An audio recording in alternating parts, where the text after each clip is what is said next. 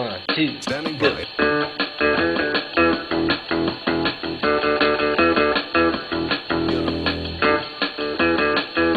You know it. Here we go.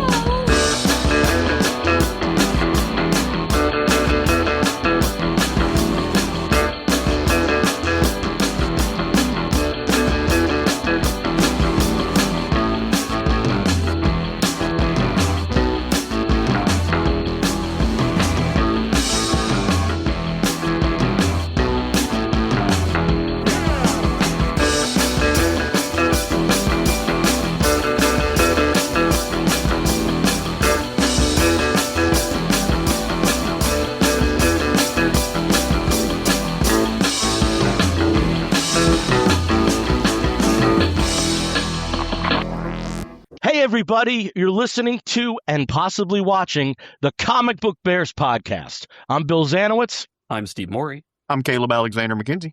and we are your hairy heavy homos that talk about comic books, but you don't have to be a hairy heavy homo to listen in or possibly stream in.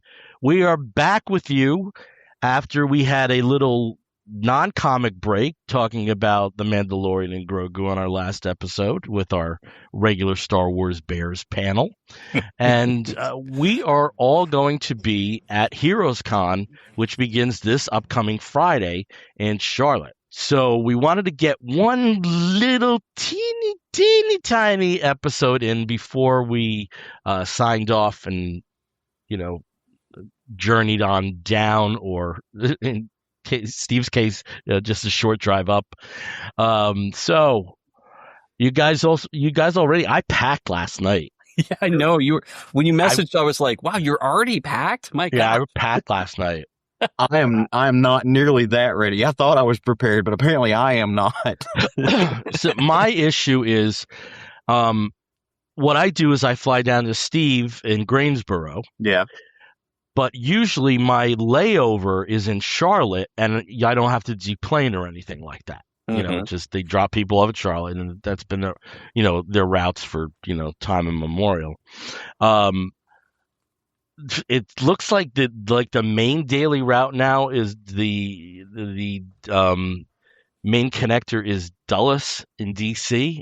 And so I'm a little nervous about stuff. I mean, it's plenty of time. It's like a 90-minute window. Oh, yeah. So I think I'm fine, but I'm still nervous. I get nervous. Well, and one of the good things, what I've noticed lately with the Charlotte Greensboro flight, the connector flight, it's literally like 20 minutes total. Yeah. It's the shortest flight ever. When I took it one time, 16 minutes. Yeah. Oh yeah, 16 minutes. As soon as they hit altitude, the captain comes on. He's like, "We've reached cruising altitude. Flight attendants, prepare for arrival." It's like exactly, yeah. That's it. But they need to have fun with that. They need to go ahead and just like let it be the joke. Yeah, I mean, basically, it's like, and we're up and we're coming down. Keep those seatbelts buckled. But one of the things that they've been doing with at least American Airlines is that American will land in E terminal, which is the big sort of like more regional terminal for Charlotte. And then almost everything else it connects to is in terminal A or B. And so you're hoofing it literally at least a physical mile, please trying to get to the next gate, which as long as you have a long layover, you're good. But last time Jason and I were flying to Colorado, we literally had a 15-minute window to get from our plane from Greensboro to the Denver flight. And thankfully the Denver flight ended up being, bumped out by like an hour or two. So we didn't have to rush. You're really putting me at ease here, dude. But no, for you should be fine going to Dulles. If it was going to Dallas, I would say Dulles isn't that big. Dulles, as far as my recollection, is not that big. It'll be an easy. But I also remember when if you flew into Fort Lauderdale, it was like you were like going out to a strip mall. It was like nothing. And now that place is so damn huge. Yeah. I mean, like if you wanted a rental car, you just walked, out. You did like a little U-ey, and you were right by the car rentals. Now it's like a 15-minute bus ride. Well, they were maybe rentals. They might not have actually been rentals, but the keys were in there, so you can just drive off with them. Greensboro, see, that's why I love Greensboro, being close. In Winston-Salem, we're 20 minutes away, and Greensboro is one of those places where I have never had a long wait in TSA, and you're not walking that far to your gate because it's not that big of an airport, so it's nice, nice and convenient. I always still try to get to the airport like an hour and a half, 2 hours early. But literally, it's like I get there 2 hours early. 10 minutes later, I'm sitting at the gate looking for and then you're just fit. Yeah, you're just but at the same token, you can't get that time back if you needed it. No, so you can't get the time sitting. I am back. Totally one of those 2-hour people. Yeah. But I bring a Kindle, bring your phone. You're good. Got plenty to distract you. That's so. I'm so upset, and this is going to affect my travel plans. Not really, but emotionally. My dog knocked my iPad off the counter and shattered the screen the week before I have to fly to Charlotte, and shortly before I have to fly overseas to go to Scotland. So currently I have no way to read comics midair. I don't know what to do with my life. I'm having a gay crisis. Find a paperback, There's plenty of Patricia Cornwell at the airport bookstore. First of all, bitch, don't you dare besmirch Patricia Cornwell. I will go with Miss Scarpetta to the ends of the earth. I love that bitch. So no, so I'm going to take plenty of comics, but I was just trying to find today and yesterday like a place that could fix the screen in one day in Little Rock, and they just don't exist here. Yeah. The guy's like, no, I can do it like in 5 days, and I was like, ugh, no. So yeah, that's not happening. But at least you'll have it for Scotland. That's true. Yeah, so I'm gonna do it as soon as I get back. So my plans are super easy. Little Rock has a direct connect flight with Charlotte, so I will be on the ground by 12:30 on Thursday. Awesome. So get in a little bit early. I don't even think I can check into the hotel yet, so I'll probably go drop a bag, and then I want to go. If nobody else is in town quite yet. Which I think if Brian Newberry lands the same time I do, so I'll probably link up with him and Raj, and then get to the Westin, and then we've got time, so I may go bebop around and try to find like a record store or like maybe just a local comic shop or something like that, or some guitar stores and just go look at stuff I can't buy. But why not? That's the whole point of this trip, is to look at things I can't buy. So definitely. So like uptown, there's probably not a lot that's close by, but as soon as you get to downtown, which is just south of the core, there's a good bunch of record stuff. I mean, I would recommend Lunchbox for records. It's really great. Okay. And that's not too far. If you can get an Uber, it'll take you 5 minutes of that. What was the record store that you took the picture of me with the Sgt. Pepper box? That was set? Lunchbox. That was Lunchbox. I wholeheartedly recommend Lunchbox. I may go check them out, because it should be just a quick Uber ride. Or it is quick Uber ride, and it's also really close to the White Rabbit, which is a long time LGBTQ sex and culture store. So there's a lot of stuff that's there. They had a long time ago when I lived there, they had a pretty good selection of queer comics, which was fun. Oh, cool. But it's been a while. They may have moved. Ooh. If they haven't, there's a really beautiful mural on the side of their building. So. Definitely go check it out. But Bill's already packed, and I don't even know what T-shirts I'm going to bring in. That's the important, how do we make that decision? Well, just so you guys know, I got you T-shirts. I try to do that every year, but this year, yes, love that shirt. This year, I was very self-promotional, and actually it's for all of us, I guess, because we've all been on the show, but I got you guys Bear Cave of Terror shirts. So I'm declaring Caleb a co-executive producer. I think change approved. It's good. Caleb, you may have missed this, but I did. How did I get promoted? Okay. What does that mean? Okay, so I've been talking about with Steve and him putting out so much content with Bear Cave of Terror, and it's, Comic Book Bears presents Bear Cave of Terror, that I am the executive producer. That I don't do a damn thing, but my name's towards the top of the call sheet. So I'm declaring that Caleb also has, close to the same status with that. It works for me. I'm good. I'm just doing the grunt work. If it takes off, it's like we just reap benefits and don't do a damn thing. It was our genius. Bill and I got together and we saw. We said, Steve, go do it. That was Steve Morey, but we saw it beneath the rubble and we polished it, and he blossomed into the universe. And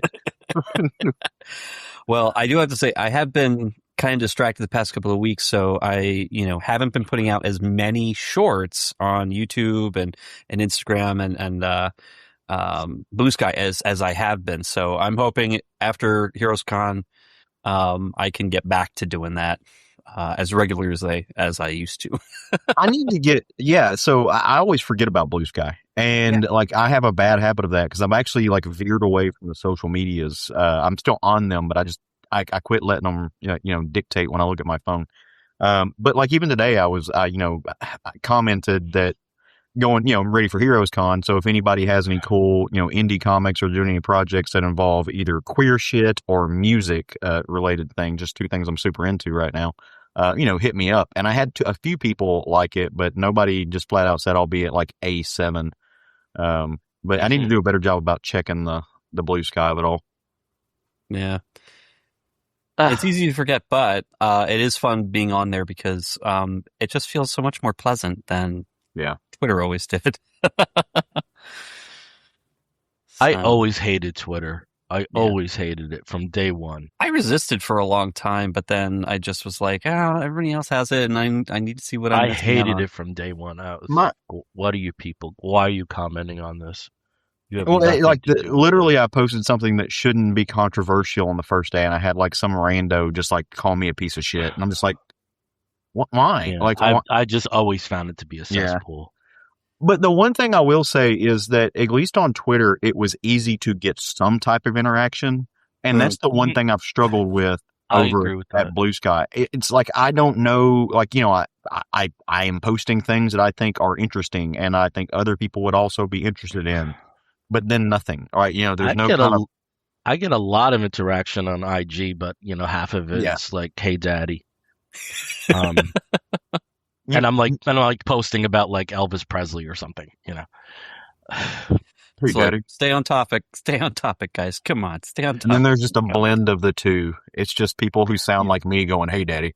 Let me tell you, I read somebody the riot act one time. Oh my God. I think they canceled their account just because I yelled at them so badly. I really do. That's what happened to my last account. No, I am ready to see you guys. I very much am. Same. I'm not. I gotta shake this cold off. I gotta shake this friggin' cold off. You shake it off. Yeah. Stop it. Stop. Well, and it's funny because you buzzed your hairs the other day. Caleb's got an awesome haircut with the sides and the curl on top. And this thing is getting long, so I did just make an appointment with my professional stylist. So I'll be hopefully nicely coiffed by the time that I see you guys. So yeah, I went into New York City on Friday, and when I got home, the hair, it was like, if you ever see the first Billy Idol EP, the cover of that's what I look like. It was just, I can't function like that. So Aquanet. But luckily, at my advanced age, I still have a full head of hair, and whatever I cut now in 3 weeks, I'll be able to part it. So yeah. Well, you also have the added privilege and benefit and just genetic bonus of you look good with several styles of hair.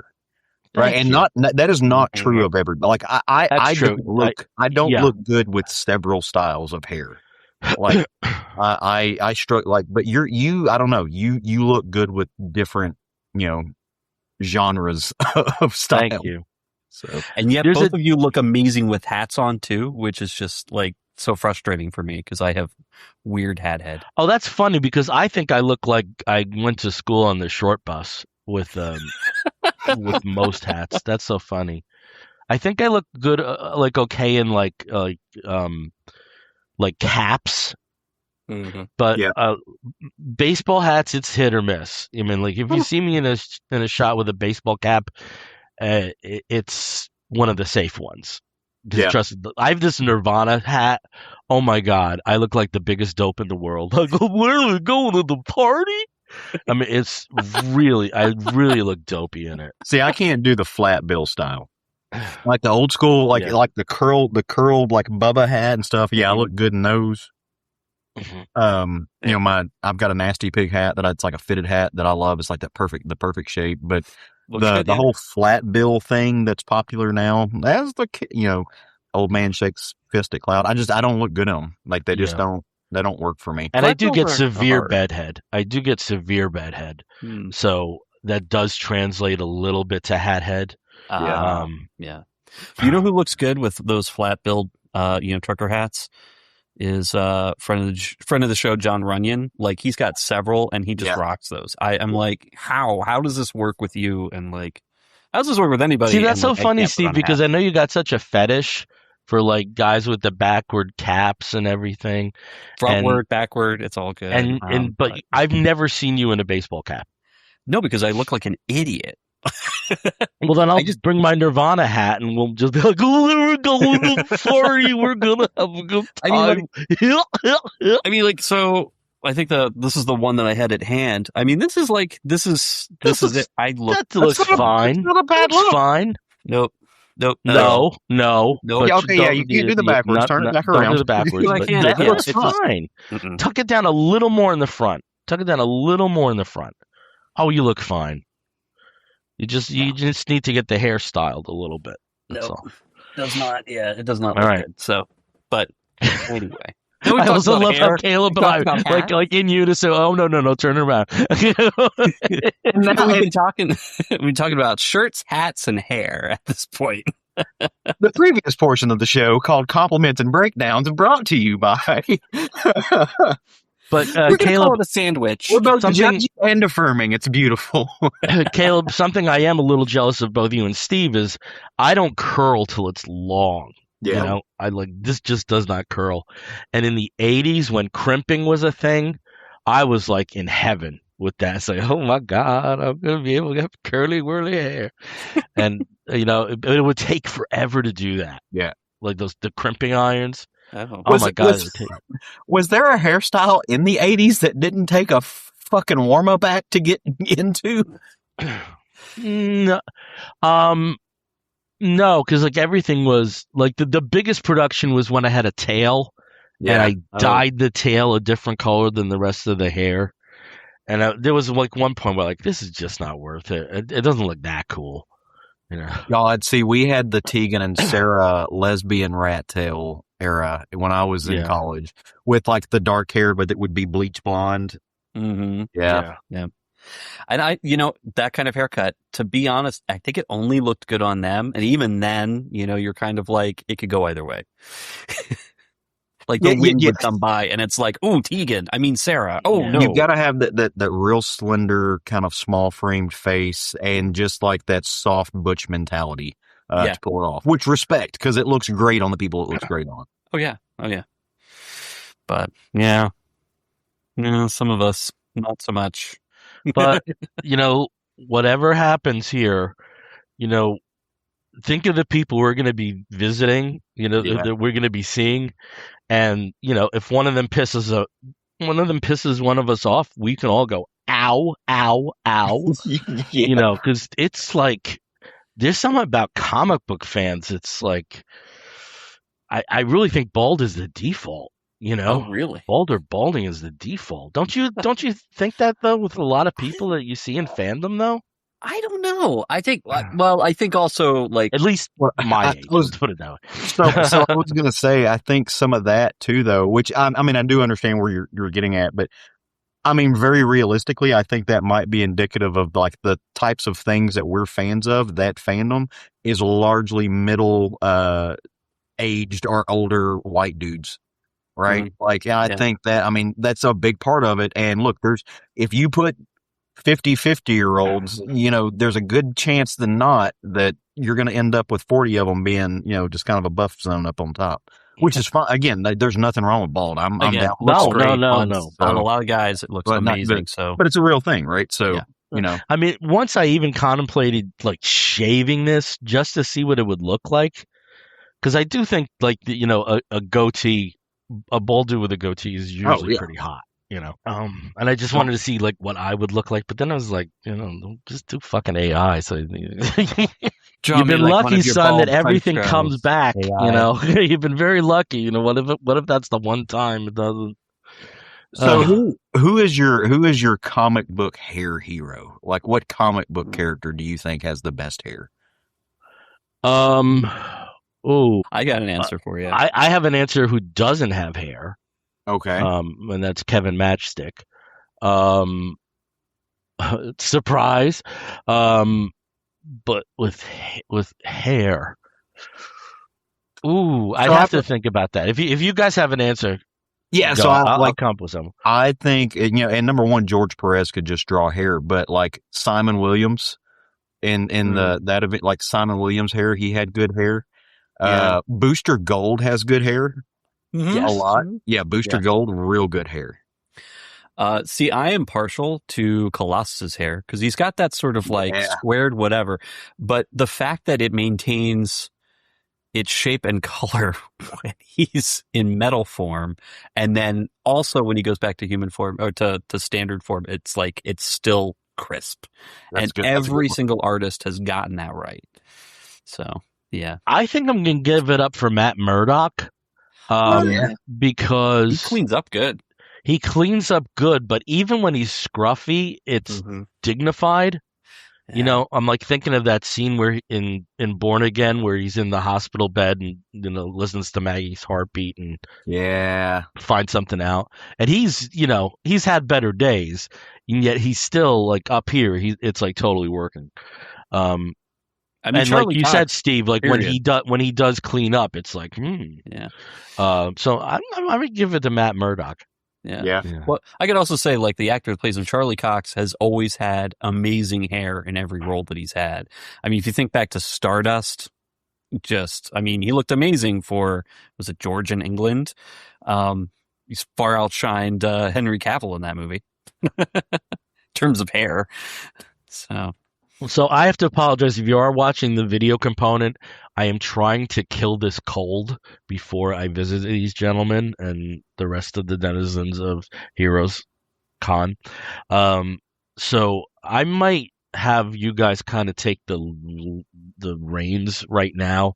Okay. Because I want to preserve the voice and actually get through the book that I want to talk about and stuff. But Steve, I know that you took a look at the guest list and other components of Heroes. You want to just chime in on some of that before we get moving further with the episode?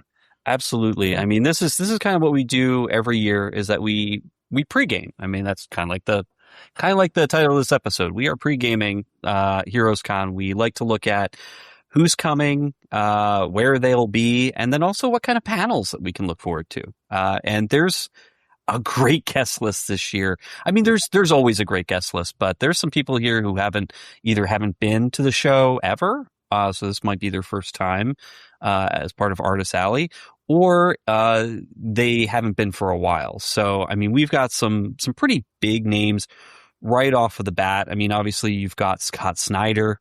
That's going to be who's going to be there the entire weekend, I believe. You've got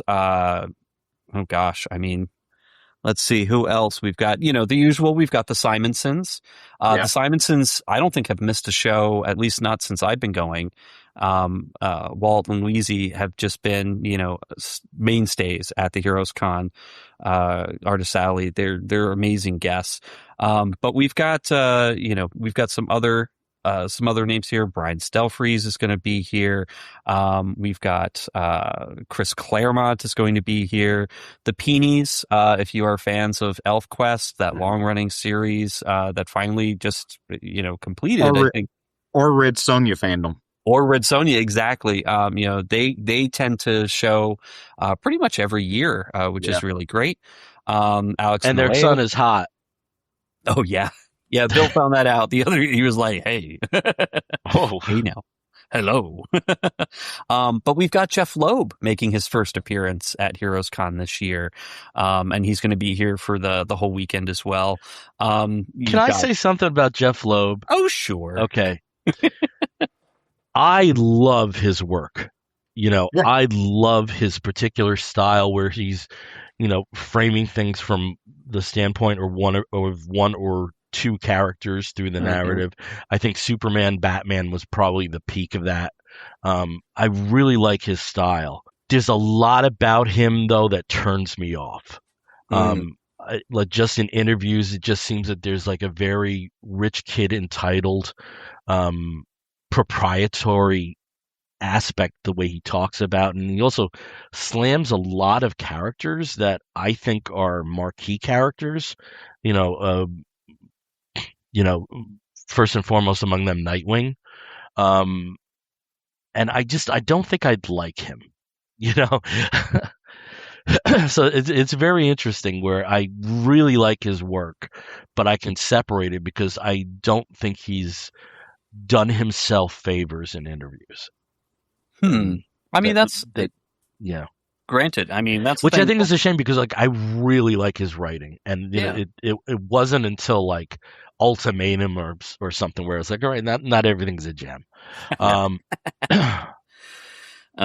but So yeah, I mean, yeah, there's so and he's like a rare exception like that. Like in music, I can rattle like 10, 15 names like that off the bat. I'll listen to them any day, but God forbid I'm stuck in an elevator with them. Yeah.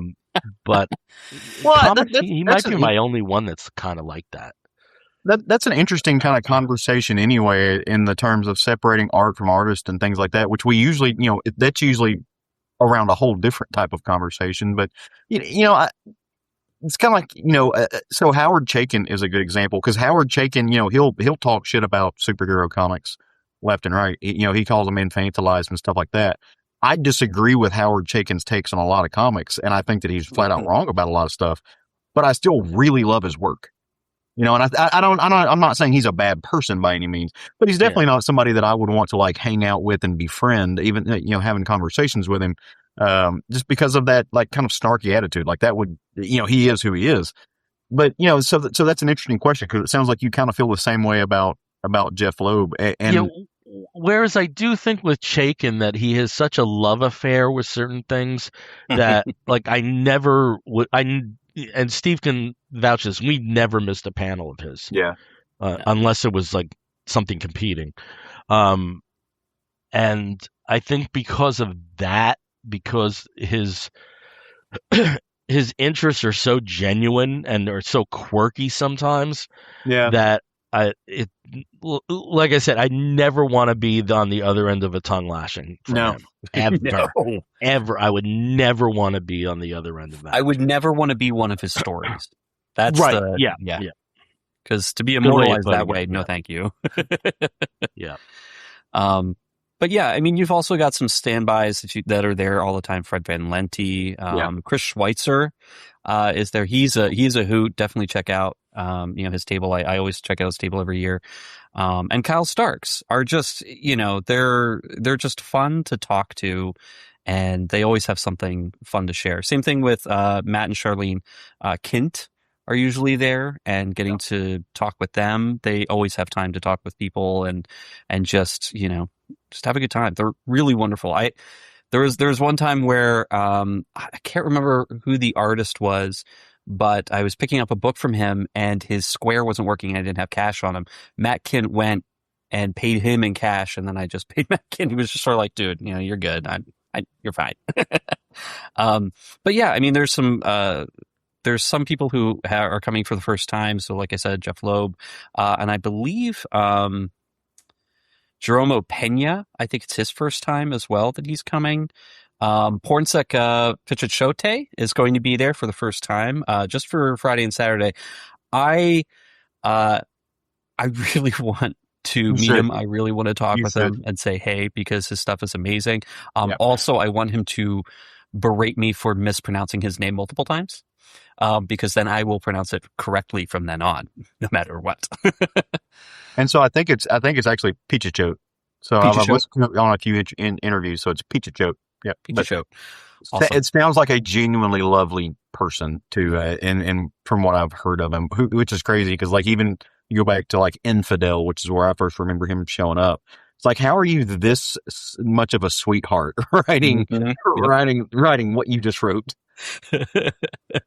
Exactly. And we've also got Stephanie Rowe is coming, or Rue. Let's see. There's somebody else that I had to point out because they're just so much fun to see every year. Well, of course, we've got John Romita Jr. coming again. This is not his first time; he's been there several times. But so is if the you want king of HeroesCon going to be there? Scotty Young. Scotty Young, I believe, Oh, I actually don't know about is going to be there. Okay, Yes. yeah. Yeah, every year I think the stuff that he puts up for the auction, and also I think usually winning the longest line for people trying to get stuff signed by him, that's usually him. I think there's been a couple times in the past where, a few other people have kind of bypassed that, having their fans with trucks, hand trucks full of books to sign. Has surpassed Scotty Young, but most of the time, like if you see a giant line of people, that's for Scotty.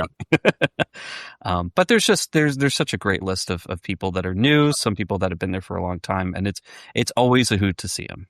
So Corey Andrews is coming for the first time as well. So yeah, so Jim Rugg's going to be there. I'm always excited to talk to Jim Rugg for a little bit and just see what's new at his table. Tom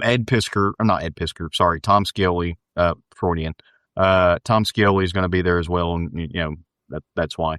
But so I'd like to talk to them. There's a few other people. I mean, Artist Alley and Indie Island looks really strong this year. Absolutely. So I'm really looking forward to getting in there. There's an artist named Jamie Jones that I think is wonderful. I love his work. A few years ago, he drew this or painted this Popeye piece for the auction that was just incredible. I've actually he did work on my Hulk jam piece. So I'm excited about that. Yeah, and there's just a whole lot of folks in there that are just scattered throughout. Like Joelle Jones. Yeah, Joelle Jones is going to be there. Oh yeah, Carl Kessel. Like there's just a really good mix of Noah Van Sciver. Yeah, Noah's I love chatting with Noah. He is definitely nothing like his brother. No. Yeah. But his work is fascinating. It's very autobiographical. He just has a great way with presenting ideas in a very, I think sometimes self-deprecating way when he writes about himself. Sure. But there's something just so real about a lot of what he puts on the page that you can just tell that he's put so much thought into this, and it really comes out with some great work. Jay Lee is going to be there. Yep. Amazing artist. So an indie guy that I happen to be really good friends with, Tony Aopi. He's going to be there. He's tabling. So if you're swinging by Indie Island or to check out Tony's table, great dude. Tell him Caleb sent you if you're listening. So I'll be stopping by and saying hi. That's awesome. Yeah. And a HeroesCon favorite who's been going for a long time is Michel Fief. Mm-hmm. He, of course, the creator and writer and artist for Copra, which just ended last year. He's been there pretty much every year since I've been going. So he's definitely a fixture at this point. Even Tula Lote, again, another fixture. That's another person who has a very long line at her table usually. Yeah. So, I mean, just amazing artist. Some of her work is just incredible. I bought a few art books from her. She's just a lot of fun. Tony Fleeks is going to be there. Mm-hmm. So, do you know Tony? I don't know him personally. I will see if I can introduce you. So Tony and I are okay friends.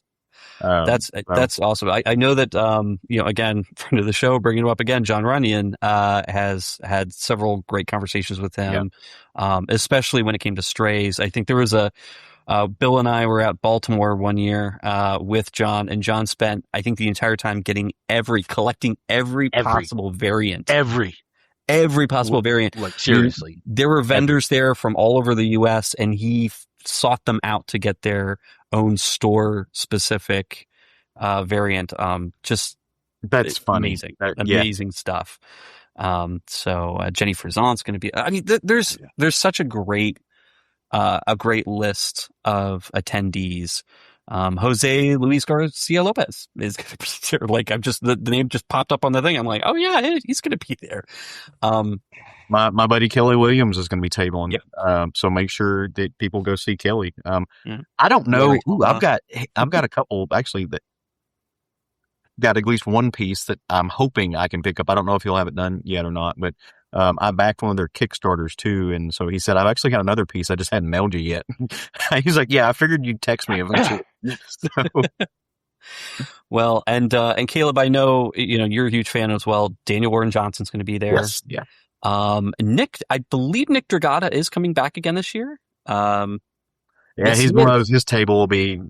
It'll be fun. Last year it wasn't as crazy, but this year, absolutely. There's no way that man is going to be allowed to leave that table for more than 5 seconds. No. So yeah. You know what's it's weird. So, for the longest time, Artist Alley was where I just lived when I went to cons. I loved Artist Alley, and I loved going and flipping through as many books as possible. Because at that point in time, the prices of the art, and this is even when I was in school and stuff, the prices of the art was still relatively affordable. Like, I could go to a con and pick up 2 or 3 pages and maybe 1 or 2 commissions for $500, depending on where you go and what you get. Now it's just $300 or $400 for the stuff that doesn't feature a main character. Yeah. And which great for the artist. No shade against them. Get your bag, but it's I just don't enjoy going and flipping through the art that that I can't afford.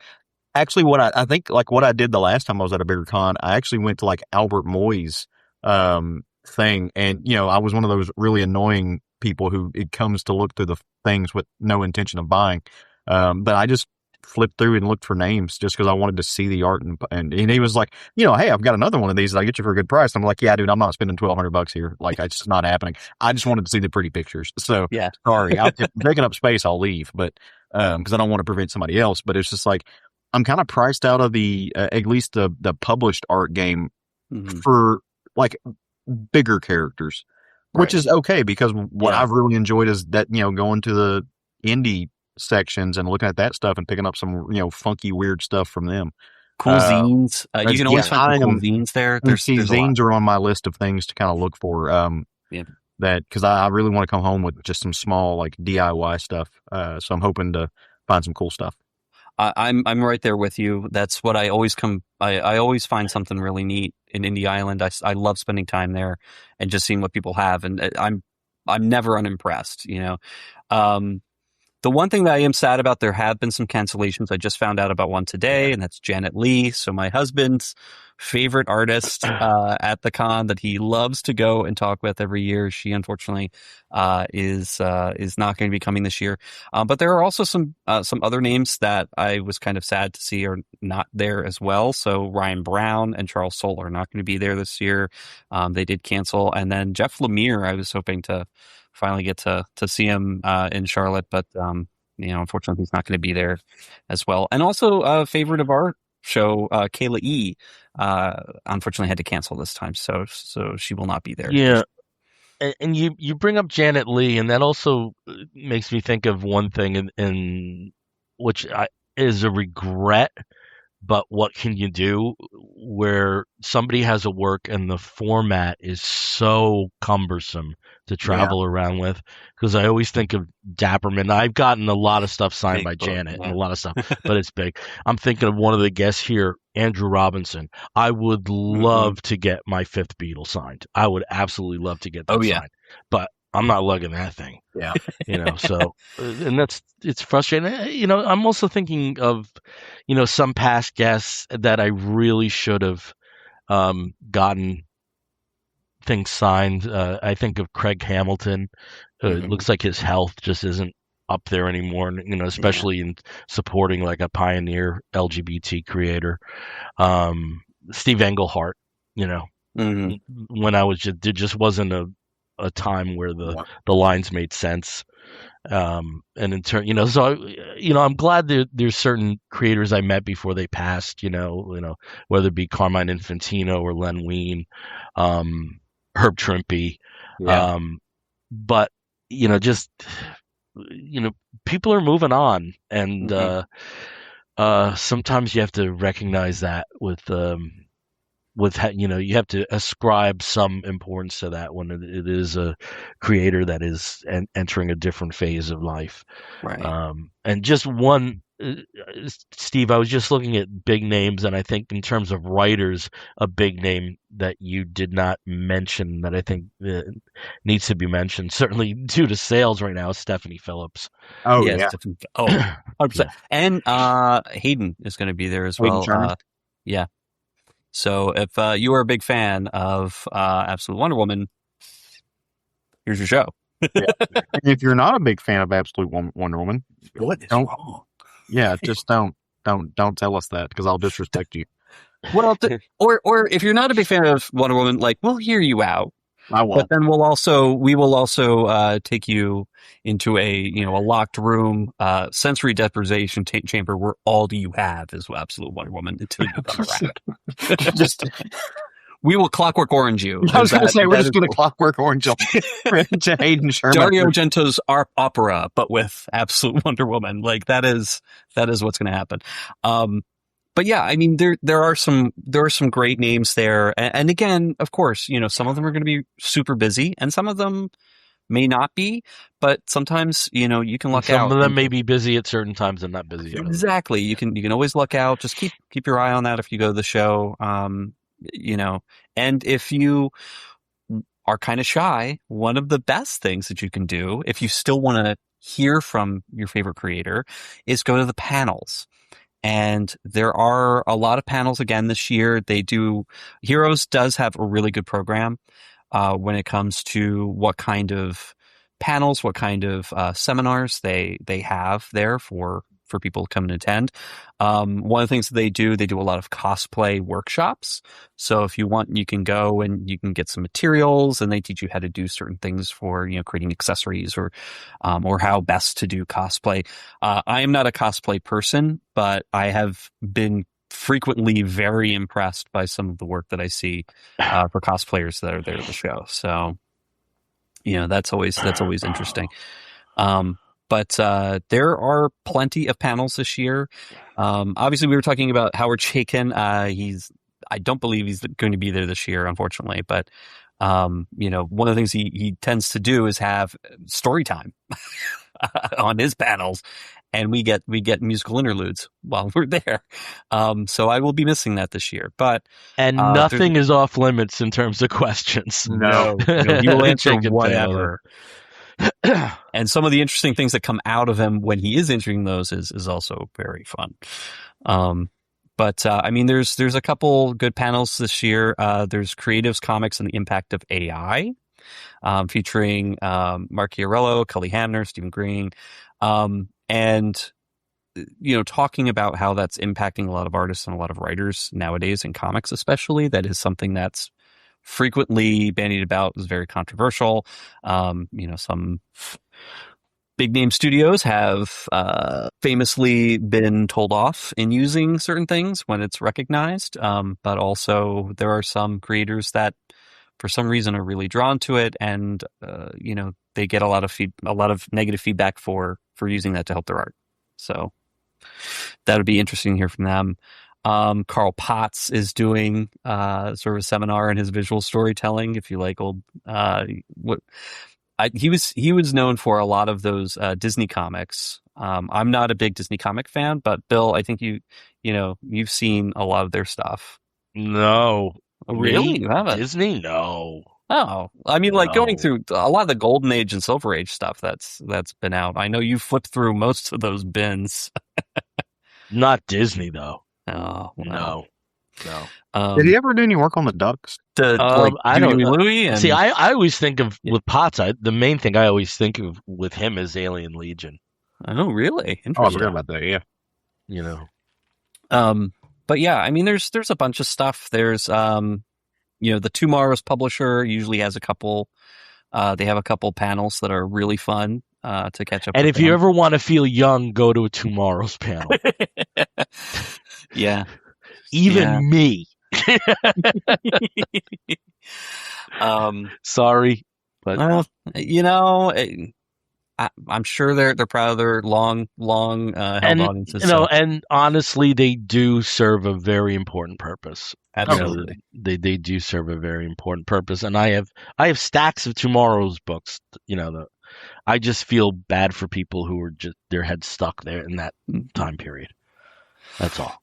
Absolutely. Another thing that you sometimes see, or actually, see every year, is they'll do, targeted panels that are specific to a particular comic character, or even an era of comics from the big two publishers. So this year we've got a Daredevil panel where a lot of the creators who are there, like Anna Senti, Stephanie Phillips, Lee Weeks, they're going to be there talking about their time with the Man Without Fear. But you've also got just some other, just chatting with certain creators. Like there are certain ones where it's just one-on-one or two-on-one with the creator. Yeah. And those sometimes are creators will surprise you. I think Yeah. Steve and I can say, I never ranked Al Milgram that highly. And I thought he was wonderful on panel. And it really made me reappreciate some of his work. Yeah, absolutely. Just the stories that he has and the ease with which he just kind of like goes in and out, referencing all of, his history, and the history of the creators that he works with. Yeah. It's great. And it's fun seeing them being able to chat with each other. Yeah. So, and with panels like you mentioned the Daredevil one, when you do have creators that tackle the same character at different points in time, I always find that fascinating. Oh yeah. That there are some commonalities and some wide differences in terms of how they approach the character. So I like those panels usually. One of the big ones that I'm hoping to go see, so I might have to camp out on Sunday morning, is a Absolute Universe panel. I think that one's going to be huge and very well attended. So camp out early if you can.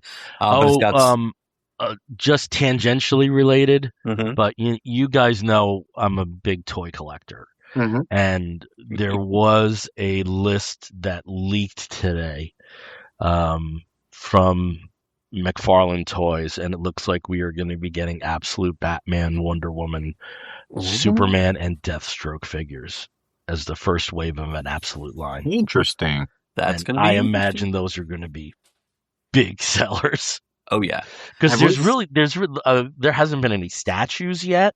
There hasn't been, there's T-shirts and merch like that, but we really haven't had a lot of Absolute merch. So have we seen Deathstroke? Deathstroke, yes, Absolute Deathstroke. Yeah, have we seen him in the comics yet? I don't think so. Yeah, that's kind of what I was grabbing my phone. Nope. I'm wondering if that means that he's going to be popping up in someone's book. Yeah. Or, it also could be because sometimes there are exclusive comics to McFarlane releases. Maybe that will be his introduction in that wave.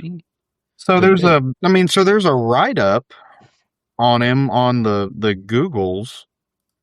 Apparently he's a cybernetically enhanced assassin and enforcer for the Joker in the Absolute Universe. Okay, so if he hit, he may have just hit. With Absolute Joker, yeah. Do we have his first? Oh, wait a second. I think maybe he was in that Absolute Evil one shot. Oh, maybe. Do they? Yeah. All right, let's not worry about it. Let's keep the show going. Yeah, because now I'm going to be. Meanwhile, Absolute Batman number 9. Absolute Batman number 9 was his first appearance. So I haven't really. Yeah, I need to go through and look at the panel lists too, and just see what else is going on there. I haven't really dialed into that. Yeah. And also, I mean, we certainly have friends that never touch any panels. Sure. Yeah. They live in Artist Alley, or they live for back issues, or whatever. Which means they usually have really comfy shoes, because I know Bill and myself, I like sitting sometimes, and sitting. I have to sit. I have to. But so like if you're listening to this and like panels is not my thing, that's cool. Yeah. That's cool. There's So many different aspects to cons these days. The vendors, and Bill, you just mentioned it. Like sometimes, Artist Alley, that's a lot of fun talking with creators, but sometimes you just want to get some swag. Yeah. You want to find Steve your knows this. Every con, I make a beeline to Victory Comics. Oh, yeah. Every con. That's my first thing. I say, see ya or come with me. Yeah. And that's where I am right when it opens. And usually I have to walk past that one booth where all the comics smell like some grandma's basement. You mean the one booth? The multiple booths, but there is that one specific booth that we always have to pass by getting to Victory Comics. And yeah, it's all right. So I guess that brings me to the next question and kind of some stuff that we had talked about for the show, but it is the shopping aspect of things. Mm-hmm. Do you guys have lists of? So I have a hunt list that I'm going to go down and mine's on my phone. Bill have a list. Yeah, the famous Bill Zanowitz list. So mine is limited. I don't want to, I don't want to have a big shipping bill back home, but I do have some things and some for me, some things that I'm going to go look for that are not necessarily maybe in my wheelhouse or things that I ever really gone and hunted for before. So I'm excited. So do we want to, Steve, why don't you want to start off with Steve? What's one of the first things that you're going to go on a hunt for? So this one, we were thinking about like, Holy Grails or, books that may be out of our reach potentially, but maybe not, that just trigger something. And the one thing, like I was talking about, like, joking about stuff like, some random issue of Elementals or whatever, like just filling those gaps. If I come across those, fine. But all those issues that I own of Elementals, I got for 25 cents when I was 11. So I'm like, yeah. But there is one character that triggers my nostalgia, and is very hard to find certain back issues for. And it is Mike Baron and Steve Rude's Nexus. Okay. Sometimes you can find a ton of stuff, and it's, not expensive, kind of cheap. Usually the later runs, the Dark Horse runs, like there's a lot that's out there. But for me, being able to get the first 3 black and white issues from Capitol Comics, that they're not super expensive. I think you can get them, like, I've seen listings on eBay for like $150, which for a comic that had a very, very limited print run for a publisher that's no longer in existence. And it was just like the first 3 issue mini, first 3 issue series. It took about a year and a half to write. It was all black and white. It's still hard to find out in the wild. Like, people have it, but it's more likely to end up on eBay or it's in somebody's like back stock because it's not something that people are clamoring for. Right. So it's also not comic book size. It's magazine size. And that's problematic in its own way. So they didn't go to, I think, the standard comic size until they started the color series, I think. I think you're right. I think maybe the first, or when they went to Kimiko, maybe, or first. Yeah, to first. Yeah, they were never with Kimiko. Yeah, they went to first after Capitol. And then I think it wrapped up at Dark Horse. Yeah, I mean, Dark Horse was the last one who started publishing stuff. They did a couple minis, and they had the Dark Horse Presents stories. So, but Nexus is one of those comics that is just one of the, like, I've read bits and pieces over the years. I've had a lot of like old first issues that I had. Those were the first ones I pulled out of a 4 for $1 box when I was 11 years old, and it just grabbed me. But throughout the years, it's been one of those books that just kind of goes on my back burner. When I see it, I usually pick up an issue if I don't have it. But for me to actually get those original issues, like, that would be wild. But it is still hard for me to, like, it's feasible though. Yeah, it's realistic. Yeah. But am I going to pay, $400 or $350 for the set or whatever? If I find them out in the wild, that's going to be one of those impulse buy situations. If I'm sitting there on eBay, I'm like, no, I'll just. Have you met Brian Newberry? Yeah.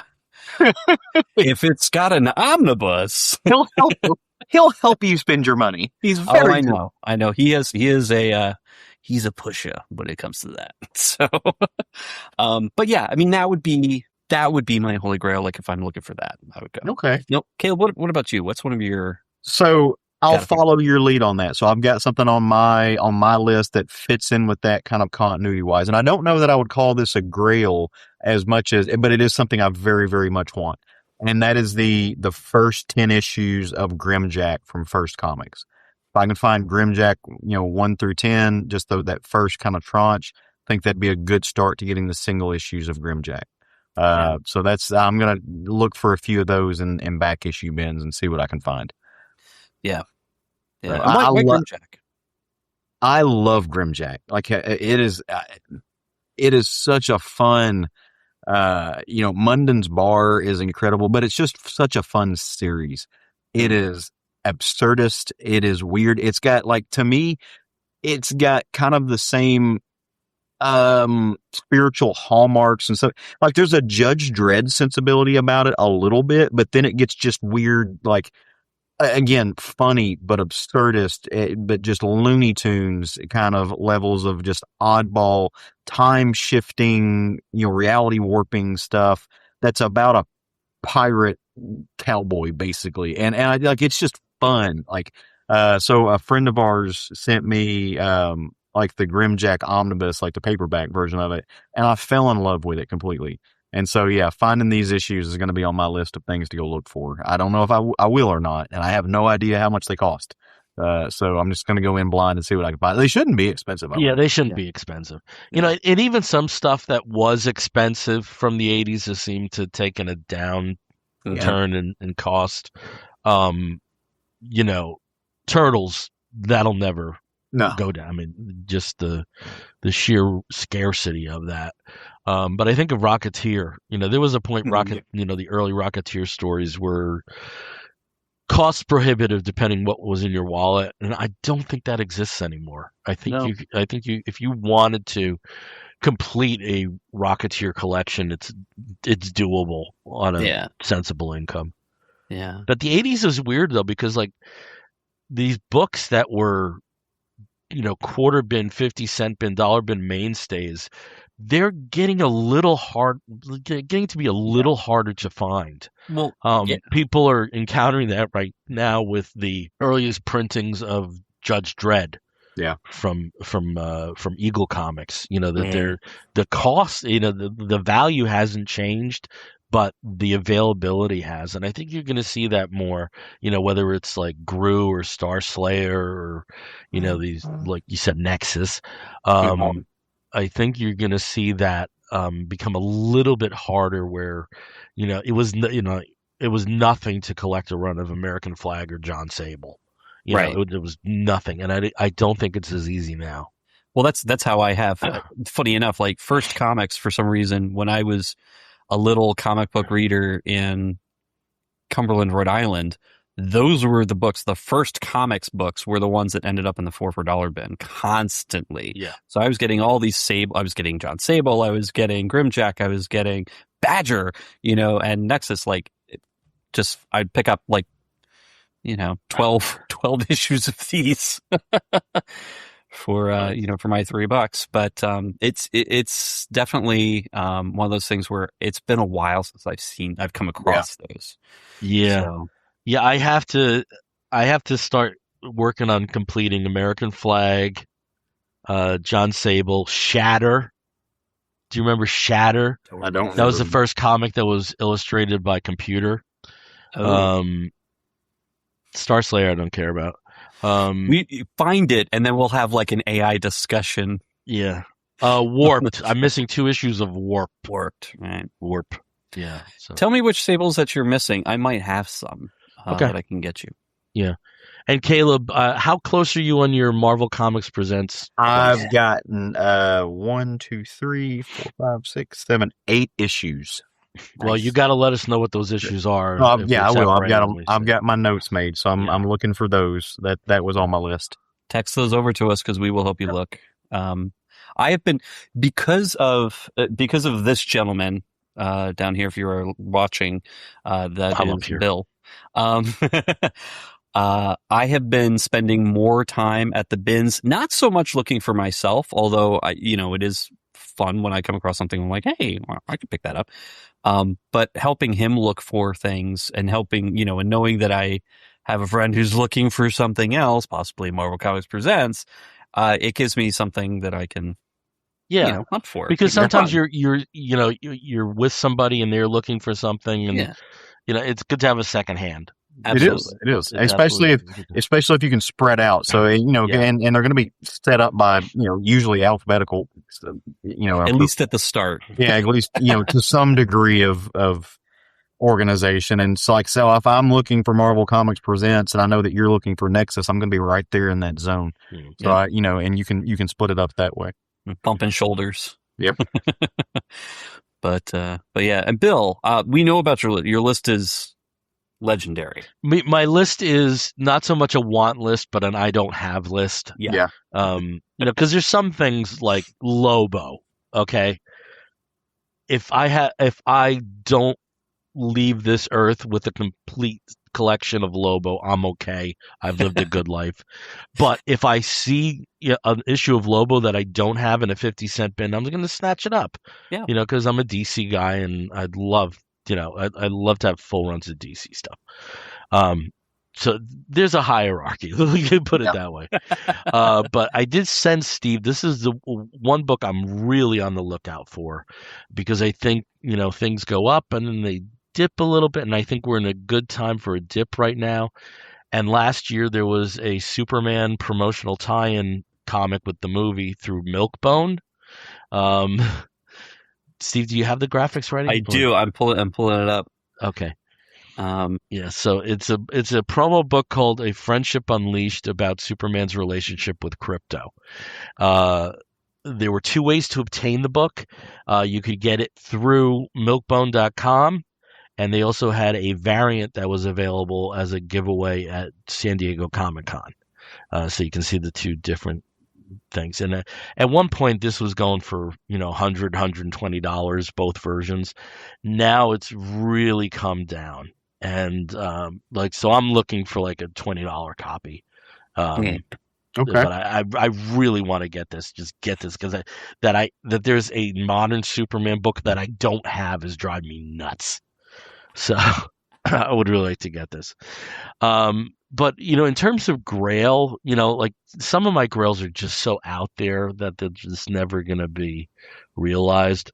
But I do think that if it was within an affordable range, and how you define affordable is subjective, I would really love to have an issue of All-Star Comics with the Justice Society, one of the original 55 issues if it ran to issue 57. And I also would love an adventure comics that was cover featuring Ted Knight Starman. I really don't hunt Golden Age books apart from Black Hawk, because the prices are crazy.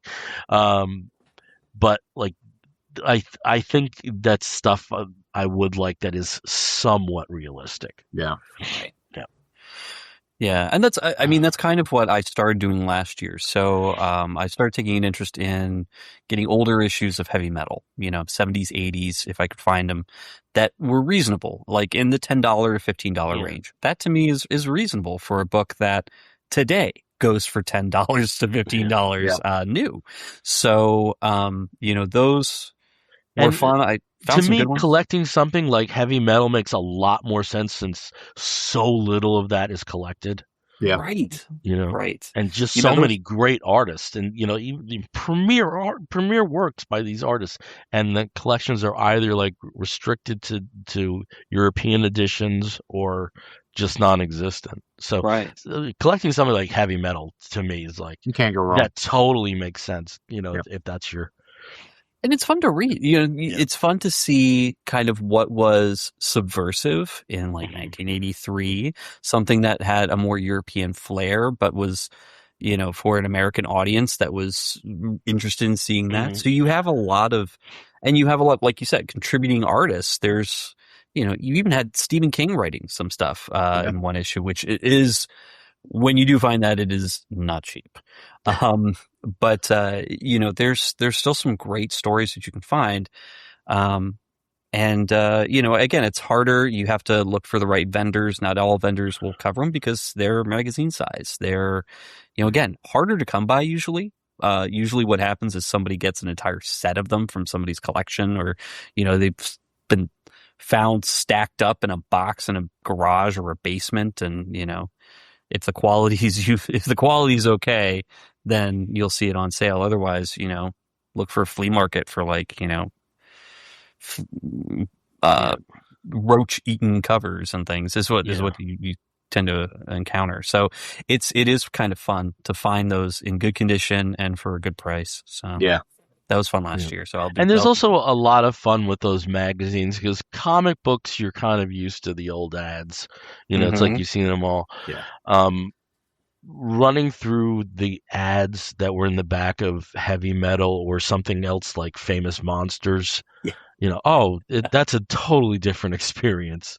I love that. I love looking at those ads, especially because it was kind of schizophrenic who they were trying to appeal to.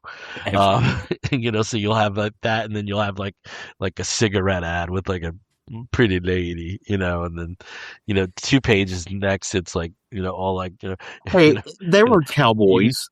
You could buy like C-3PO masks, so C-3PO mask. Cowboys, pretty ladies, they're all the same. And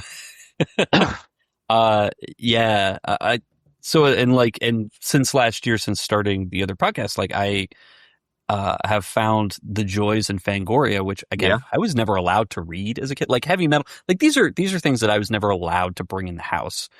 Yeah. And, I had the cool sort of like, metal friend who was like, yeah, my parents don't care what I read, and like would have the stacks of the heavy metals next to the Playboys, and whatever, which I was like, ew, gross, boobies.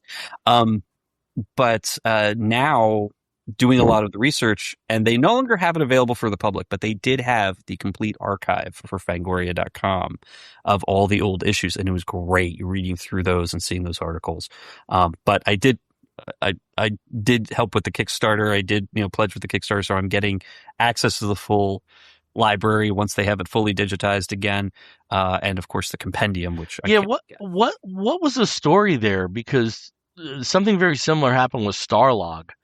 That they had their archive of almost most issues available, and then just unavailable. Well, because they can monetize it. There was a lot of, it's expensive to digitize all of that and to keep the interface running. And I think with, taking the opportunity for the Kickstarter, that was their sort of like, okay, now we're going to take the step and put it behind a wall.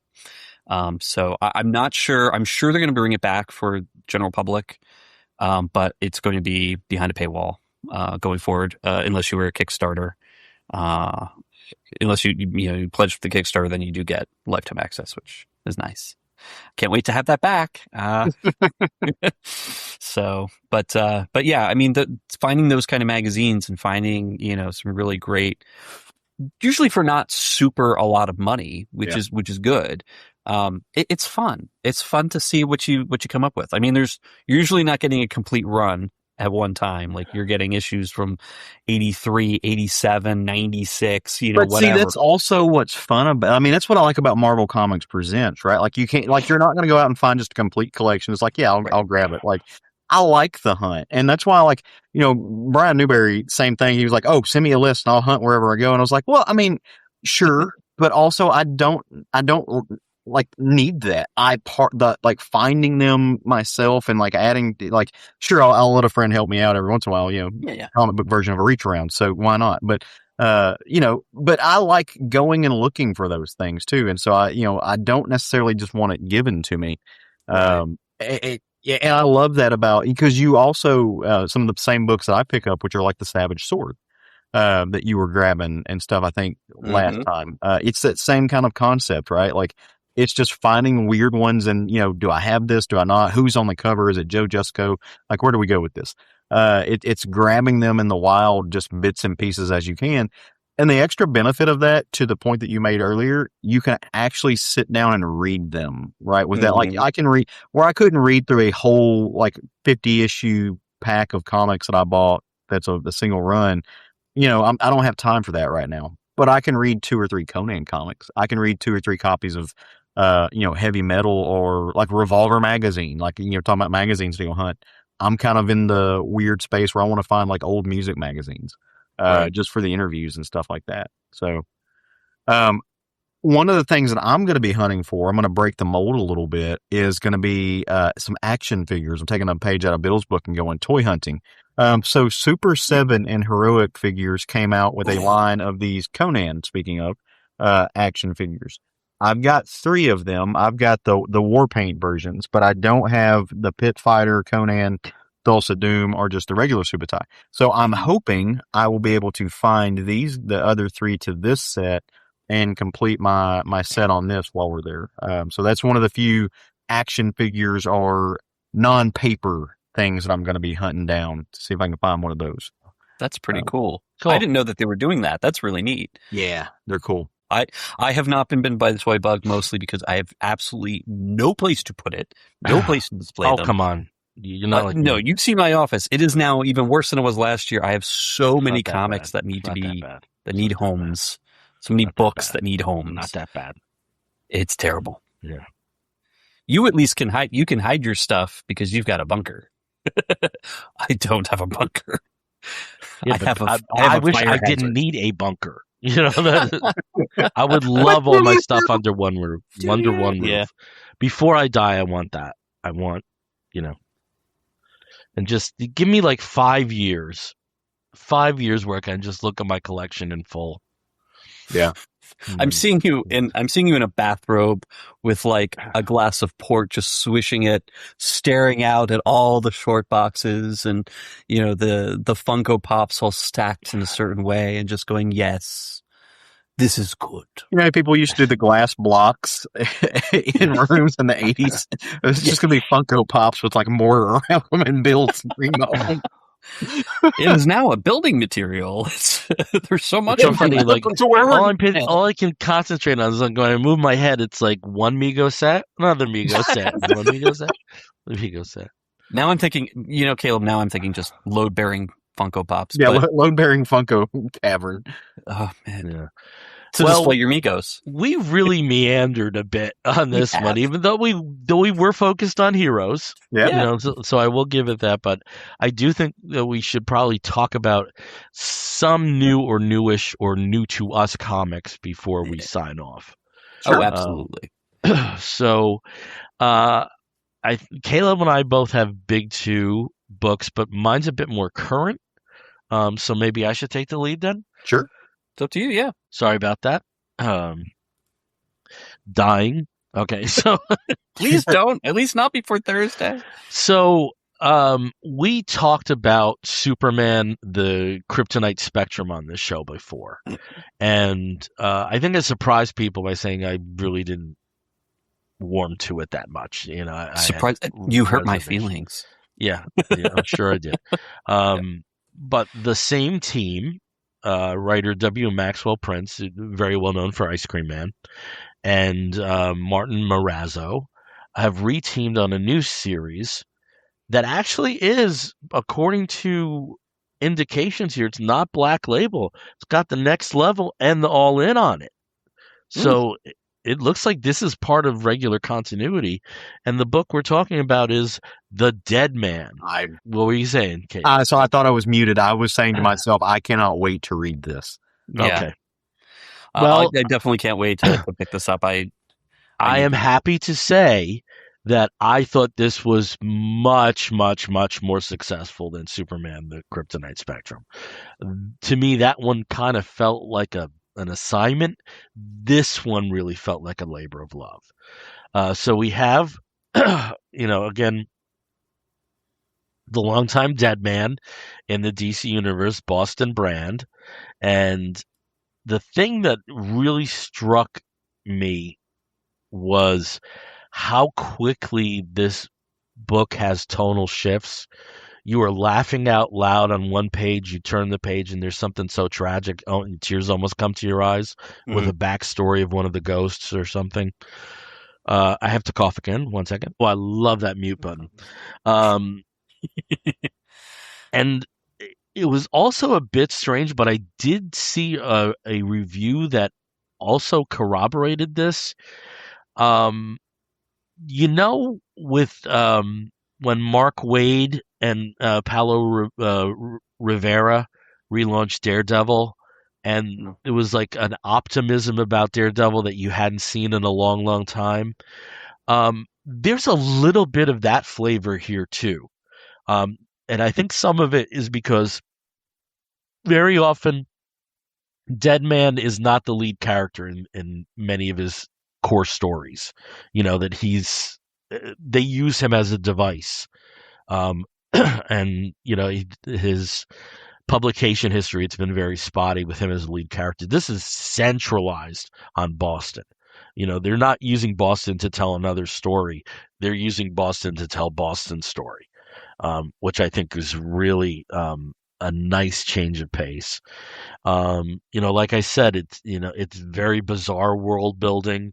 And it's very cool that one of the aspects of the world building that they provide is a sort of bureaucracy to souls and spirituality, which is, like if you put that phrase together with Mark Russell, I'd be like, oh, here we go, But I don't think it's too huge a puddle jump with Prince, with what he does well. So let me just give like some sort of background, so I'm not just speaking out of my mouth, saying words and say what happens. It starts off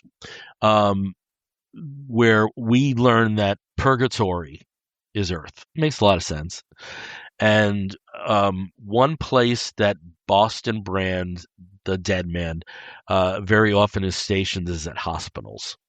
To either give comfort to people who are passing by inhabiting someone else's body that, knows things about them that they otherwise wouldn't know.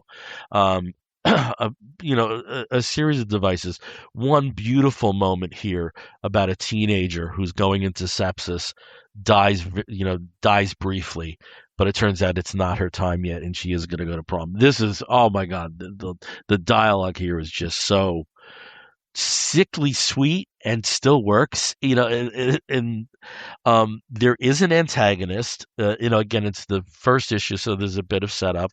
There is an antagonist, and the reveal doesn't really come to the end. And I'm glad they didn't do that, because you have a lot more of build up for Boston's background. And this was the third page in the story where you basically get what happened to Boston. He was an acrobat, he gets shot, and becomes this emissary for souls. And everything you need to know about Boston Brand's history is in that little bit there, the written bit there, including his occasional participation with the Justice League of America. It's nice to see that they threw in a lot of information there. So there are two places that Boston normally inhabits. One is a suburban town called Robertsville, and as they describe this, population about 400, 350 humans, and nearly half 100 ghosts, specters, bestial energy entities, and other general paranormal deviations. And with the implication being that wherever you hit with suburbia, there is an afterlife component. And we meet some of his denizens. We meet some of the denizens there, but there is a surprise in that there is a biker who goes by the name of Fly Eater, and it's kind of disgusting that that's a very accurate name, who meets his end, but instead of going to his hereafter, to his reward, his soul gets his head eaten by a demon. So Again, this is, like I was saying, these abrupt shifts in tone where you're laughing, then kind of, grossed out. And just Prince and the artist just, they handle this so well. So there's weird stuff going on. There's just a tonal shift that Boston picks up on. So he goes to Nanda Parbat, which is the spiritual center of the DC's Earth, and talks to, the deity that he worships, Lord Kushna, who is thrilled because Boston brings her a set of new crayons. So just apart from having, this dominion over souls, she also really loves coloring books. So it's these kind of touches that are just really wonderful. But like for everything that I had reservations about Superman, Superman, the Kryptonite Spectrum, that I did think was very deliberate and very calculated. There's an organic feel to the quirkiness here that I will take over that work any day. And it's the same team, so I'm glad my prejudice from that didn't follow into this. And I think it's scheduled for 6 or 7 issues. I think it might be 7. It might be a weird number right now. Again, they kind of don't solicit these days with 1 of 6 as prevalent anymore till you get like issues 4 or 5. But I wholeheartedly recommend this to the two of you. I know you're both going to dig this, the Deadman #1. Yeah, absolutely. I'll be picking up from Tony as soon as I see him, at least at his store. I'll be seeing him this week at HeroesCon. They're in the same booth that they always are. Pennyworths. If y'all see a copy of that at the con, let me know where it's at. I'll grab it there. Because I don't know that I ordered it, but because usually I read off of the DC app. But considering I have to read through a spider web of cracky cracks in my screen now, I'm going to not do that. So if we do see it in the new issues, this is what we got to tell each other. Now you guys know, if you see that Superman crypto book, just hustle his ass to the guy, pay him, and give it to me. So that's why we talk about this stuff. Oh, yeah. I love it. All right. Go ahead, Caleb. Yeah, I was going to say I'm the other big 2 group in the grouping. So, and actually, I have got a Marvel book, and it's been a little bit since we've really gone, I think, on a deep dive of a Marvel book. At least a couple of weeks, hasn't it? It's been a while. Yeah. Yeah, and I think even when we did do that, it was like me talking Silver Surfer and you talking Submariner. So yeah. Submariner, classic Submariner, and I think before that, the last Marvel book was Scarlet Vision and Scarlet Witch. I think, which I've also got to stat.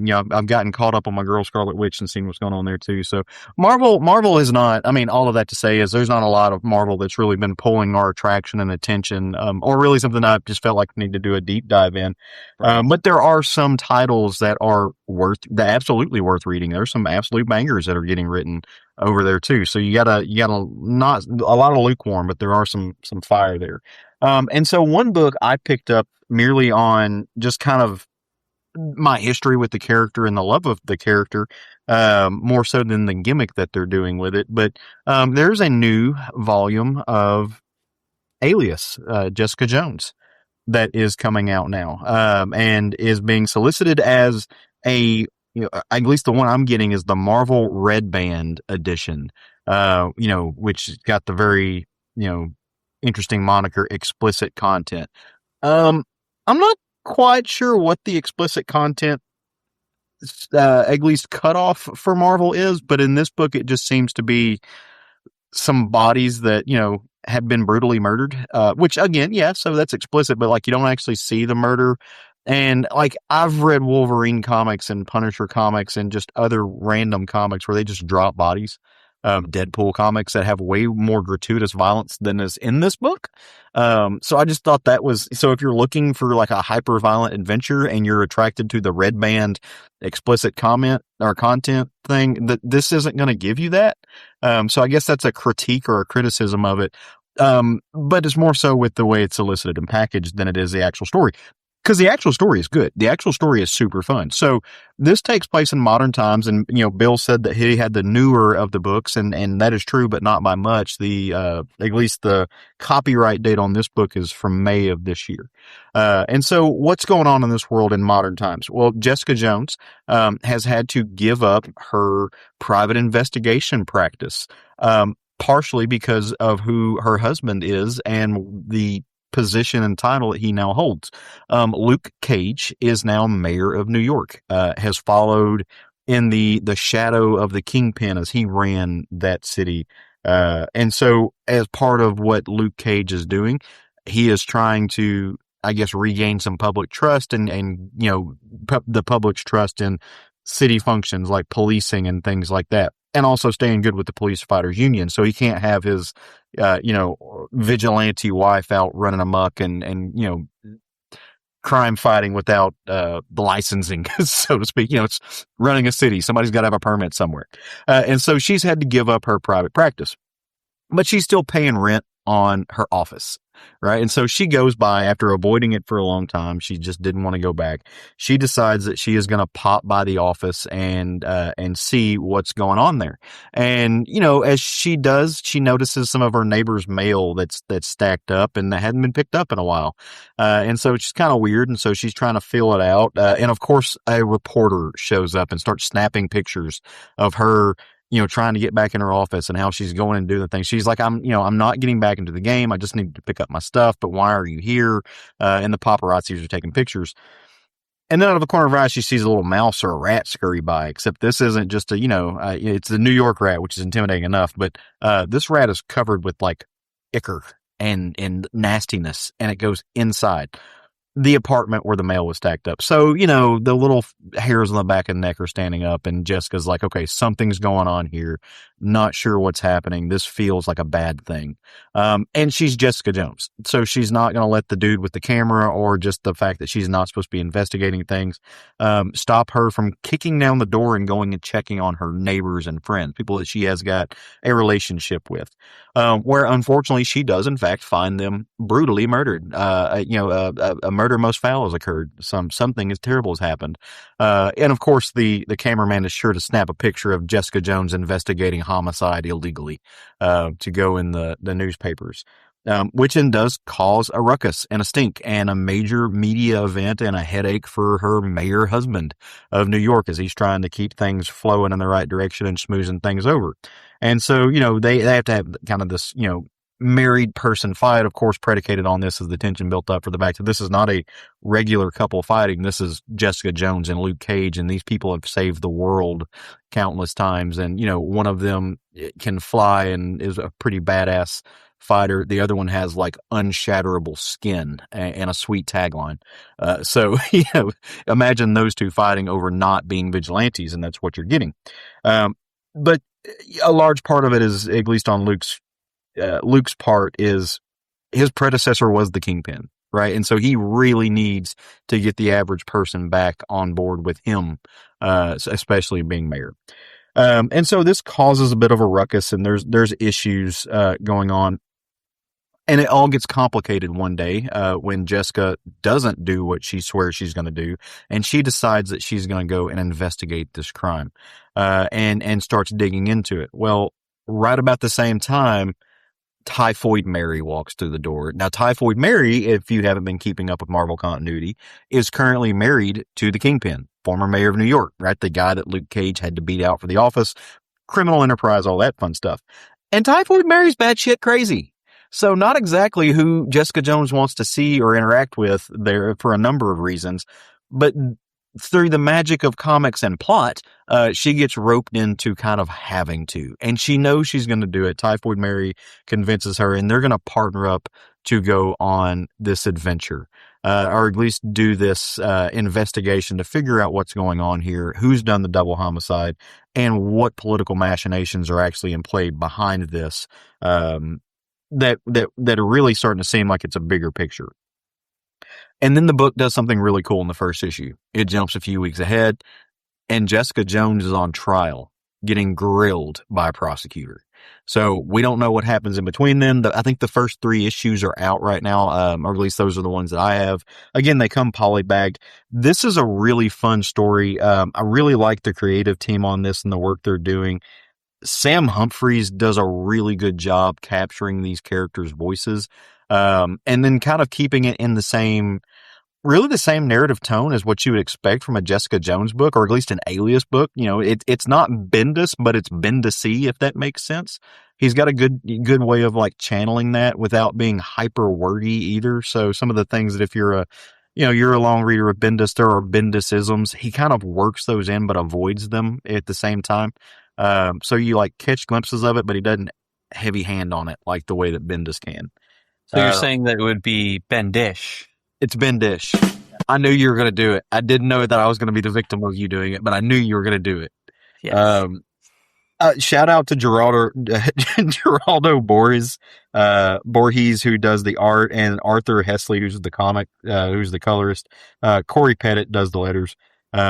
I really, really, really like Geraldo Borges' art. It's very kind of heavy inks.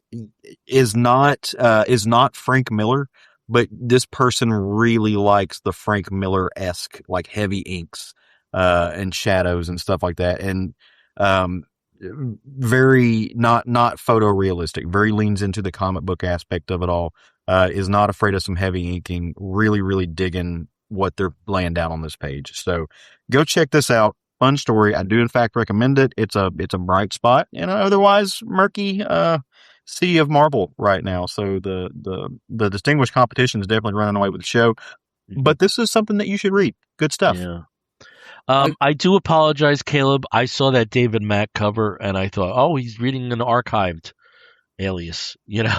Oh, no. Fair enough. Yeah. I mean, really. So I do apologize. Yours still is a bit old. Yours was like 3 months older than mine.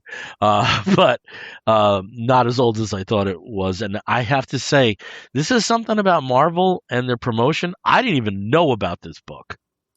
I didn't even know about this. If it was solicited, there was nothing in the solicited that stood out. I think it's interesting that they did reveal Luke Cage as one of the new Avengers team post Armageddon. Mm-hmm. And when it was questioned, does this mean he's no longer the mayor?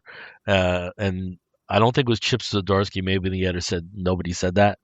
So that would be a kind of cool development. But yeah, I didn't even know about this.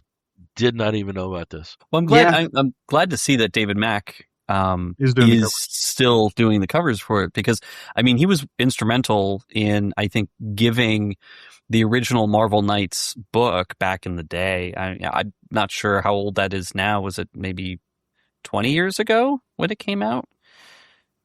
I was just saying maybe more than that. Yeah, maybe more. I mean, it was a long time. But that just gave that book such a distinctive look and set it apart from the other Marvel Knights books, I think, because David Mack just made it feel a little bit special when you were picking up the issue, and then once you started reading Bendis' writing inside, you were like, "Yeah, this book is something special." Yeah, I love that. I absolutely loved. I blasted through the entire first, I think, 2 volumes of that, and it's just so good. But yeah, it's number one. I hate. I both am glad that the comic industry has shifted now, and there's more than one. There's more than one company out there that can get books to stores, and it's not all kind of monolithic. But the other side of that is it's been making it very hard to see what all, who's putting out what when, and staying on top of solicitations, at least on my end. Especially some of the the indier books. But I mean, I really don't look at Marvel solicits anymore. It's like it's not all in the previews catalog, so I got to look at 4 or 5 spots. That seems like a lot of work, so I just haven't been doing it. But they're not getting the word out. I don't know what's happening there because it's not working. It's almost like they kind of gave up. Yeah, a little Doesn't bit. it have that feel of we'll just wait to the new thing. With this new editor, this new publisher, I guess. That's coming over from the TV side, that's going to inject something new in there. So. Yeah, And the guy's gotten slammed, and most people say, "Hold on, this guy's a huge comic book guy." So, Brad, whatever his name is, but I feel like they need somebody else in the editor-in-chief seat, in a bad way, in a really bad way. And I was a defender when they put that guy in there. I said, give him a chance. CB, Yeah. Yeah. So give him a chance, let him see what he can do and stuff like that. He's manga is on fire in the world globally right now. So I thought, see what he's going to bring over that, because he had, connections to Japan and the manga publishing industry as well, but just has not panned out well for the line. And I think that they definitely need somebody else in that position. just in terms of connections, Steve, CB used to work with Edwin Really? at Central Park Media. Interesting. Yep. I wonder if Edwin has some stories now. Nope. Liked him a lot. Yeah. I mean, he seems like a fine guy. Yeah. Sure. Just, But there's no fire there. There's you have these blips like Daredevil #1, but just we're not the only podcast talking about this, and other people are we don't have to be. Yeah. I mean, we could be negative. dedicating all day their about entire it. shows to this, it seems. So, Yeah. So let's keep going. Steve, you have a book? I do. I have an indie book, and it's from a publisher that I know has been, brought up a couple times on this podcast. And, when they originally came out, the fact that they were just soliciting directly to certain stores, and it was not available through Diamond, it was not available online. A lot of people said, hey, that's kind of a bad idea if you're trying to get books in readers' hands. And in a lot of cases, yeah, it did. It did create some problems, because you had people who wanted to read it but didn't live anywhere near a store that was carrying it. And of course, stores were more or less forbidden from selling back issues past a certain date. So there was a lot of something was published, something was distributed, and then it would just disappear. You wouldn't be able to get those issues again. They wouldn't be reprinted. It was tough. So Bad Idea Books went on hiatus for a little bit, and when they came back, they scrapped that whole idea, and we're now going to be soliciting through stores. And so you could go through Diamond, but also I think now it's Lunar that distributes them. But you can buy their books. You can find them. You can order them. It's easy. And they have been putting out some really great titles. So Cul-de-sac was a huge breakout from the end of last year to the beginning of this year. There's been a couple other ones that I've read and really enjoyed. But the one I'm going to be talking about is The Hab. And this one it definitely aligns with my interests around horror comics. And this is definitely a horror comic. It kind of fits in the realm of apocalypse meets zombies meets environmental concerns meets ghosts. So it's kind of all in together. It's a very, I would think it's kind of a unique story, in that it's an extremely rich ultra billionaire has built this habitat, the Hab, for his family as well as his critical staff to basically survive the end of the world. And through the issues, it is, I think it's going to be a 5-issue series altogether. The first 2 are out already. The 3rd issue, I believe, is coming out this coming week if it hasn't already come out yet for this month. We're spoon-fed, we're not spoon-fed, but we're drip-fed a couple pages here and there about what was happening leading up to the collapse of human civilization. There's the idea of colony collapse for humans, kind of like what was going on for bees, political unrest, religious revival, creating new crusades all over the place, environmental collapse, just all sorts of things. And so this ultra billionaire Tuttle, or Tut as he's known to his family and friends, builds this bunker over a aquifer that is a non-glacier, and they keep making that point. It's a non-glacier underwater lake that doesn't seem to have any rivers outbound. It's not nothing's feeding into it. It's just this pristine, clean water source that only they have access to. And so they built this giant habitat above it where they're going to wait out the apocalypse, essentially. Very early on in issue number 1, and again, I've read issue number 2 as well, things are not good. And it's not because the people there are starting to turn on each other. It's that there's something in the water. And the water itself has infected every single person because that is their water source. And it's giving them essentially group hallucinations. They're seeing people, they're seeing, family members, friends, lovers, victims of their actions that are now back haunting them.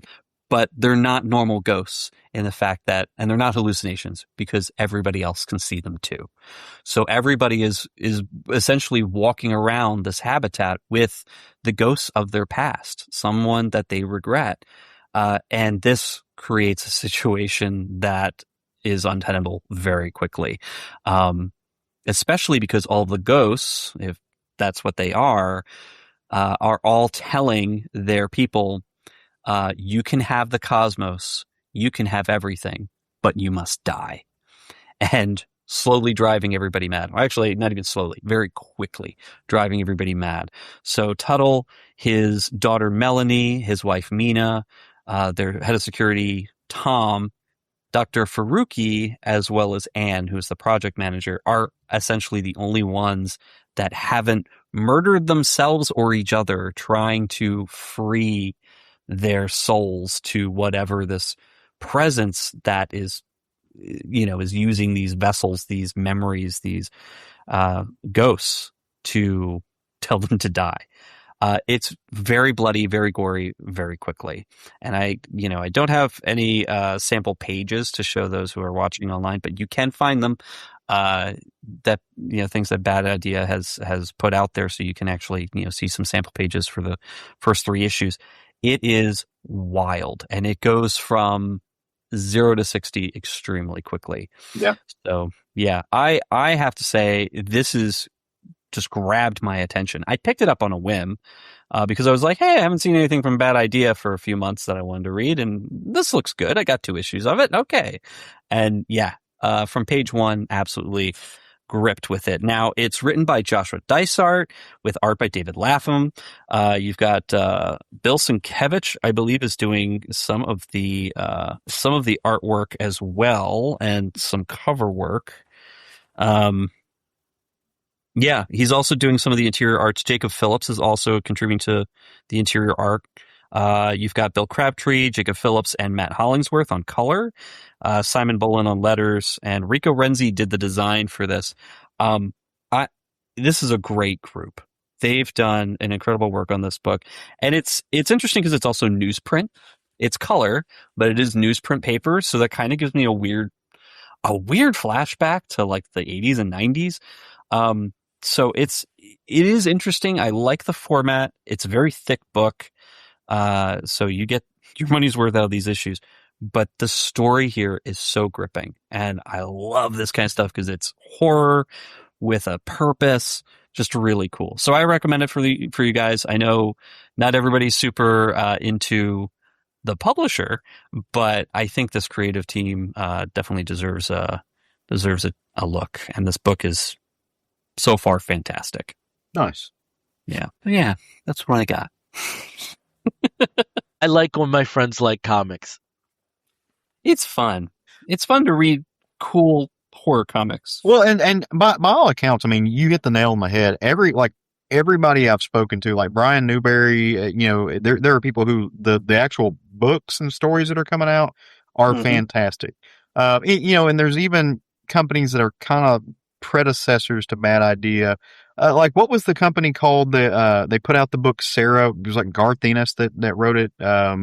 TKO or whatever it was, and they only like you can only order the box set through their website or something like that. They had some odd way of doing business, which they're not around anymore, the best I can tell.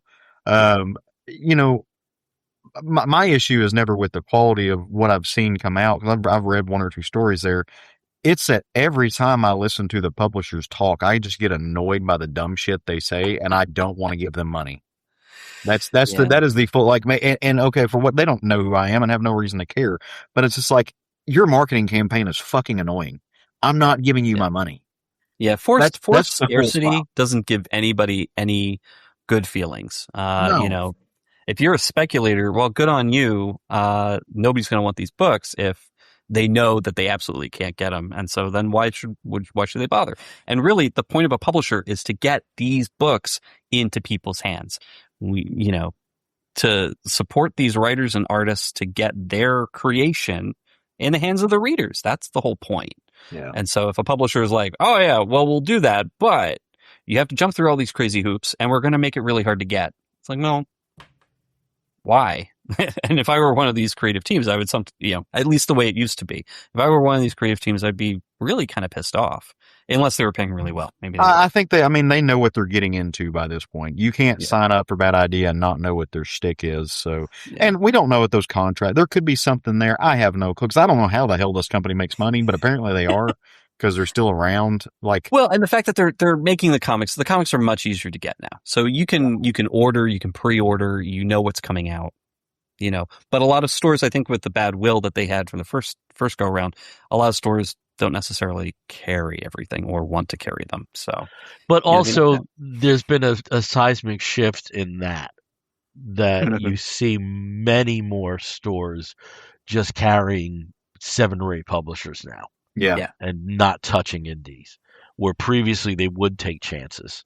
Well, and some of that, I think, was because of Diamond's centralized ordering. Yeah. There's other reasons beyond that. Returnability, Diamond helped. Yeah, Diamond was a good, again. And also to some degree, competition in that niche market, things like distillery. Yeah, that's a good point. To me, distillery was Bad Idea done better. Yeah. I don't think anything that was published by Bad Idea would have been, it wouldn't have been unseemly to see the distillery trade dress on it. They seem to operate along the same lines. But there's a lot of reasons. There isn't one, automatic reason why indies aren't being carried by certain stores. Right. So, but support it. If you can, as a reader, try looking for them. Check out creators that you are following or creators that you like who work for the big, 2, 3, Dark Horse, whatever. A lot of them do have indie books beyond those publishers that they're supporting through small labels, or they're producing for smaller imprints. So check those out. Work with follow those creators on their socials. People like to self-promote sometimes, but sometimes that's the easiest way to get information out that you've got something, and you've got something new coming out, and it's harder to get. So, talk to your local store, follow your creators. See what's coming out. With that being said, yeah, go ahead, Clem. I was going to say, with that being said, before we branch too far off, I would also still be a bad friend if I didn't bring up the fact that David Lapham is very prolific right now in producing stuff, but he also owns a whole lot of people, a whole lot of money for that he took for things, including very good friends of mine, that he has effectively stole money from. And so until he does right by that, I'm not going to buy another goddamn thing with his name on it. So, See, I'm different. I just don't care. I just don't care. But I'm glad Steve likes a book. Yeah, I like a book. I have read it. All right. I do apologize again for people who have been watching the thing, because I'm just coughing out loud with the mute button on, and it cannot be pretty. So we're going to start wrapping this episode up. And when we wrap an episode of the Comic Book Bears up, we have 2 final destinations. The first is where we show off our geek gets, things we may have gotten in the past few days. Let's put it that way. We used to be able to say fortnight, but we've had some disruption in the schedule since our last episode that are somewhat genre oriented. Steve, did you get anything? I don't think I showed this as a geek get. Yeah, I don't think I showed this the last time, but I did get before I think it's out already. It's already gone. But I did stop by the Mickey D's, and I got one of their Stranger Things sort of treasure boxes that comes with a little toy inside. This one, if I can open it, there we go, comes with a little demo dog. But then also they put out, where is it? An activity book, which I haven't opened. So, Bill, this might be yours if you want it. But I do have one, and I do have a fin. So far. But yeah. Well, if anything, but McDonald's is getting a backseat because all Steve and I are going to be eating is KFC. KFC, and wait, there's somebody else too. KFC, and that's down the road. Oh, yeah, Spider-Man. Right. Yeah, that's not yet. Yeah, KFC. The reason why, and I never eat KFC, but the reason why, they've got the Supergirl promotion, and it looks good. I mean, it looks like a good promotion too. Yeah. So I guess fried chicken's in my future. But I prefer. Living here in Winston-Salem, I definitely prefer mountain fried chicken to KFC. Oh, but yeah. I mean, that's... They don't. Yeah. Bill knows. He's eating that. Yeah, no, absolutely. But, you know. But yeah, KFC has the toys. But there's going to be a lot of KFC in the next few minutes. How about you, Caleb? Do you have any geekettes? I don't this week. I've been being a very good boy in the lead up to going to Charlotte so I can spend a little extra money there. But also, just because I don't, just a reminder that the Cubist Flamingo believes in you and loves you dearly. Thank you, Cubist Flamingo. So, thank you. Okay, in terms of my geekettes, I'll go through them very quickly. I have some new vinyl I want to talk about. Our friend Tito went over to New York and Philadelphia to see the Canadian band Triumph, which we did reference in the last episode with Steve Bryant. And I joined him, and one of the things I picked up was an exclusive album to the tour.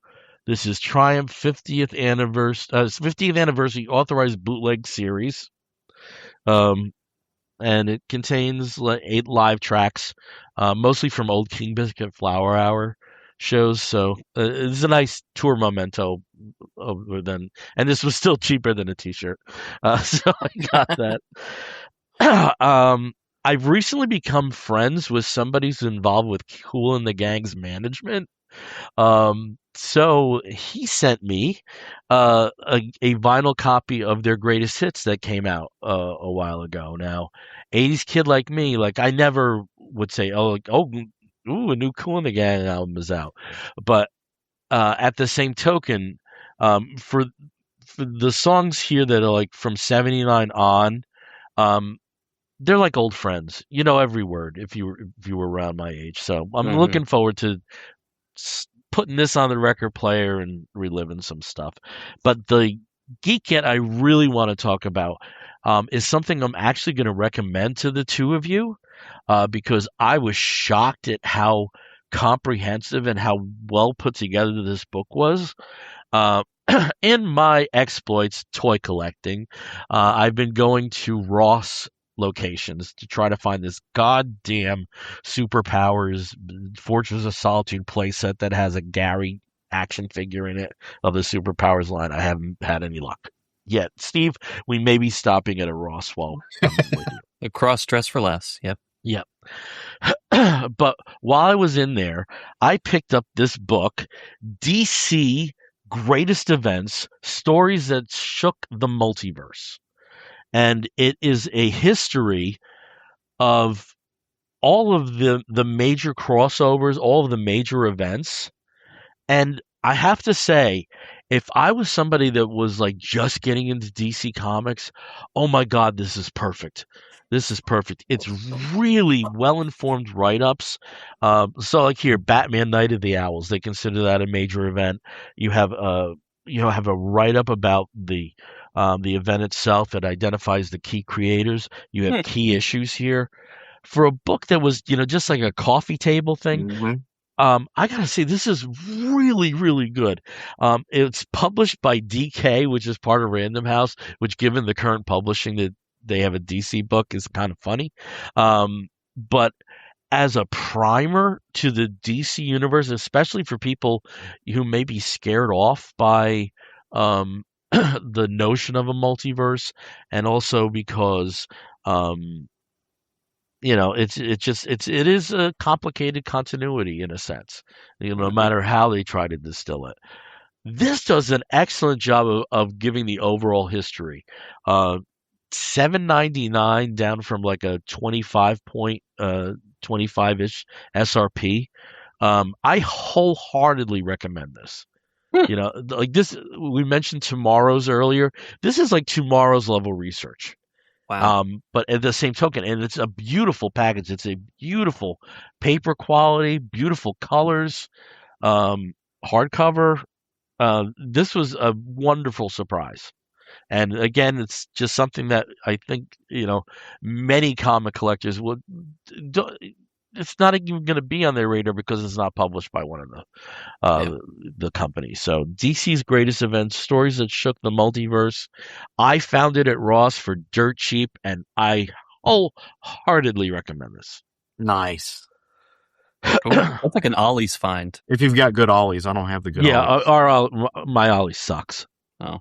Yeah. Charlotte has some good Ollies. Yeah, Charlotte has some good Ollies. Winston-Salem Ollies is all right. We haven't had a refresh of the graphic novel section in probably a year and a half. Still a whole bunch of New 52 Catwoman at mine. Yep. Or the Fables art book. Yeah. But we have those Amish sex romance books. The Amish sex romance books. We have plenty of those at our Ollies. Hot and steamy ankle viewing. Yeah. She's churning butter for 15 pages. All right. While my voice is still barely hanging in there, we're going to go over to our last segment, which is something we call the Woofs of the Week. In the bear community, if you find a fella attractive, you woof at him. And we do something very similar here where we woof at something, which may be comic book or comic book related, may also be a film or a TV program, or possibly a charitable initiative, anything under the sun that we think you, fair listener or viewer, may be interested in sampling. Well, I'll start as I always do with Steve. Steve, what is your woof of the week? My woof of the week is to my husband, again, for getting me stickers for the Bear Cave of Terror. So basically getting us stickers for the Bear Cave of Terror and stamping, the contact options, including comic book bears. And this may appear backwards, but comic book bears for YouTube, and then the Bear Cave of Terror, Blue Sky, and Instagram. He found a really great supplier, put together this image, and now I have a lot of stickers, which I will have for this weekend. So I'll be leaving them everywhere. So, thank you, Jason. I love you. So, audio. Okay, over to Caleb. Caleb, what is your woof of the week? All right, before I say what my woof of the week is, Bill, I don't want to cut yours. I don't want to get on yours just in case. You didn't go to the movies for your woof of the week this week, did you?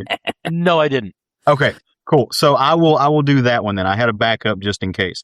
But my woof of the week goes out to a movie. I went to the theater and saw, just the deep and shining and human and heartfelt and emotive television movie phenomenon based off of a cartoon on television that was based off of a toy, He-Man, Masters of the Universe.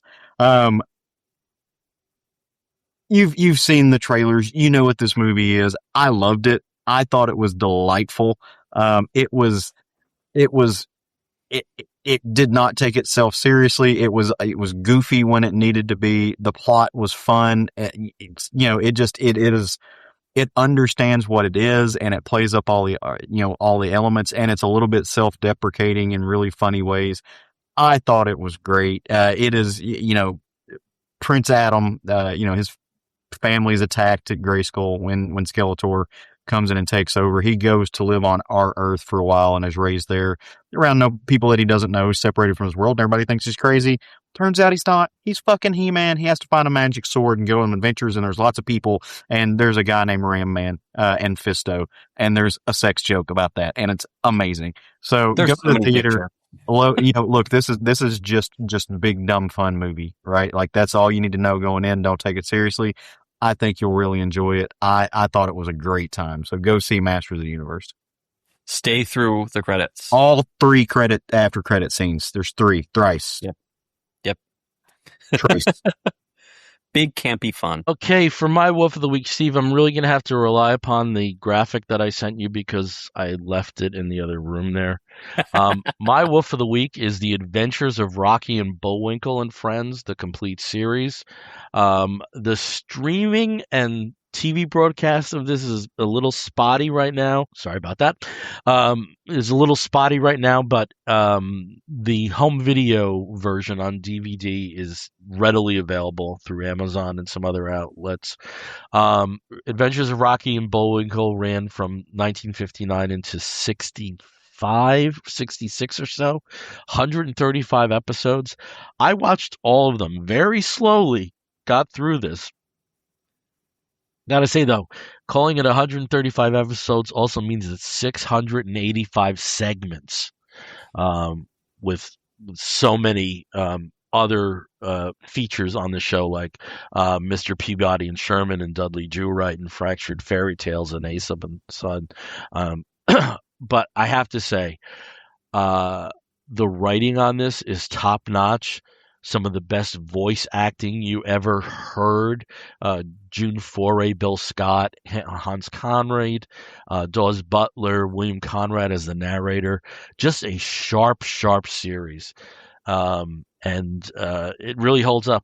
And that's my wolf of the week. Also, your eyes did not deceive you. Bill is one of the 3 humans alive who bought the Electra DVD. I bought it twice. Okay, Bill's 66% of. I bought the Electra, and then I bought Electra, the director's cut. Oh, Is it just an hour and a half of nothing? No, it has a scene with Daredevil. Oh, Yeah. Oh, I think I've seen that clip. I Yeah. think I have seen that clip. Yeah. No, there's differences. For a longer film, it also kind of moves faster. It's weird, but whatever. All right. I don't want to end the show on a down note, but I do think we have to pay tribute to somebody. Last week, Will Lindis of the Movie Bears podcast sadly lost his battle with pancreatic cancer. Yeah. I really feel privileged to finally be able to have met him in person earlier this year. And he was a past guest on the show many times, and I'm just gonna miss the hell out of him. And just in terms of genre podcasts and bear podcasts and all that shit, it's just it sucks, man. It just sucks. And all our best to his husband Scott and to Jim and Brad, and I just it just saddens me that there's so many movies Will is not going to get to see.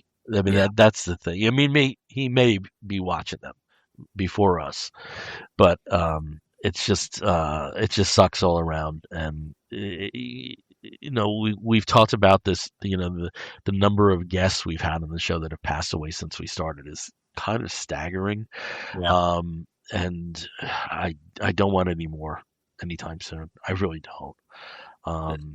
And just wanted to put that out there. If you want to pay tribute to him, listen to, the hundreds and hundreds of episodes of the Movie Bears, of his appearances on our show. And I just, cancer sucks. And, it's just awful when there's people who don't deserve to thrive and continue, and somebody who fought so hard for every day and through his last ones. It just sucks all around.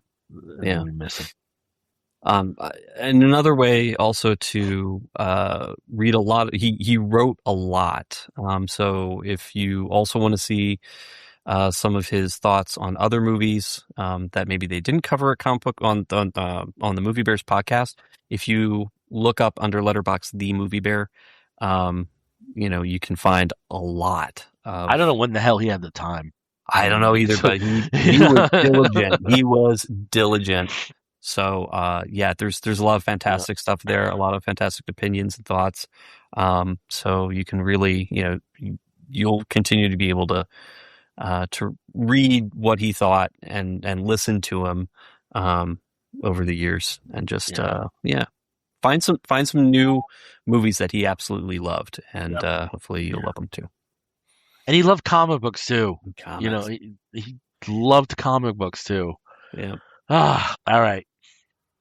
But we'll be able to toast him in person. Absolutely. I'm trying to find a way to make this upbeat. In 3 days. In 3 days. So, gentlemen, I'm going to go to bed right now. So I'm in healthier space when I see you guys. Thank you for joining us tonight. Again, we are the Comic Book Bears podcast. You can find us on most social media as Comic Book Bears. You can find us on Facebook as Comic Book Bears Podcast. If you want to listen to us, please do so by downloading us or streaming us through Apple Podcasts, through Spotify, and many of the other podcatching platforms. If you want to write to us, please do so by sending an email to comicbookbears@gmail.com. If you joined us through one of our live streams, whether it be Facebook or Twitch or whatever, thank you for joining us tonight. If you're watching us later on our YouTube channel, please like and subscribe. We'll be back in sort of 2 weeks. We'll figure it out, but I imagine we'll be dropping some content from the show. We haven't really talked about that, but we'll do something, Yeah. Nothing. We'll make some videos. We'll do something. Check out our OnlyFans. No. Collabs. Yeah, I hope that word disappears. Collabs. Collabs, yeah. Collabs. I like that. Yeah. All right, until next time, I'm Billy Z. I'm Steve Morey. I'm Caleb Alexander McKenzie. If you're listening to the audio version, you're going to hear a woof and an explosion. We'll be back real soon. Take care, everyone. Woof.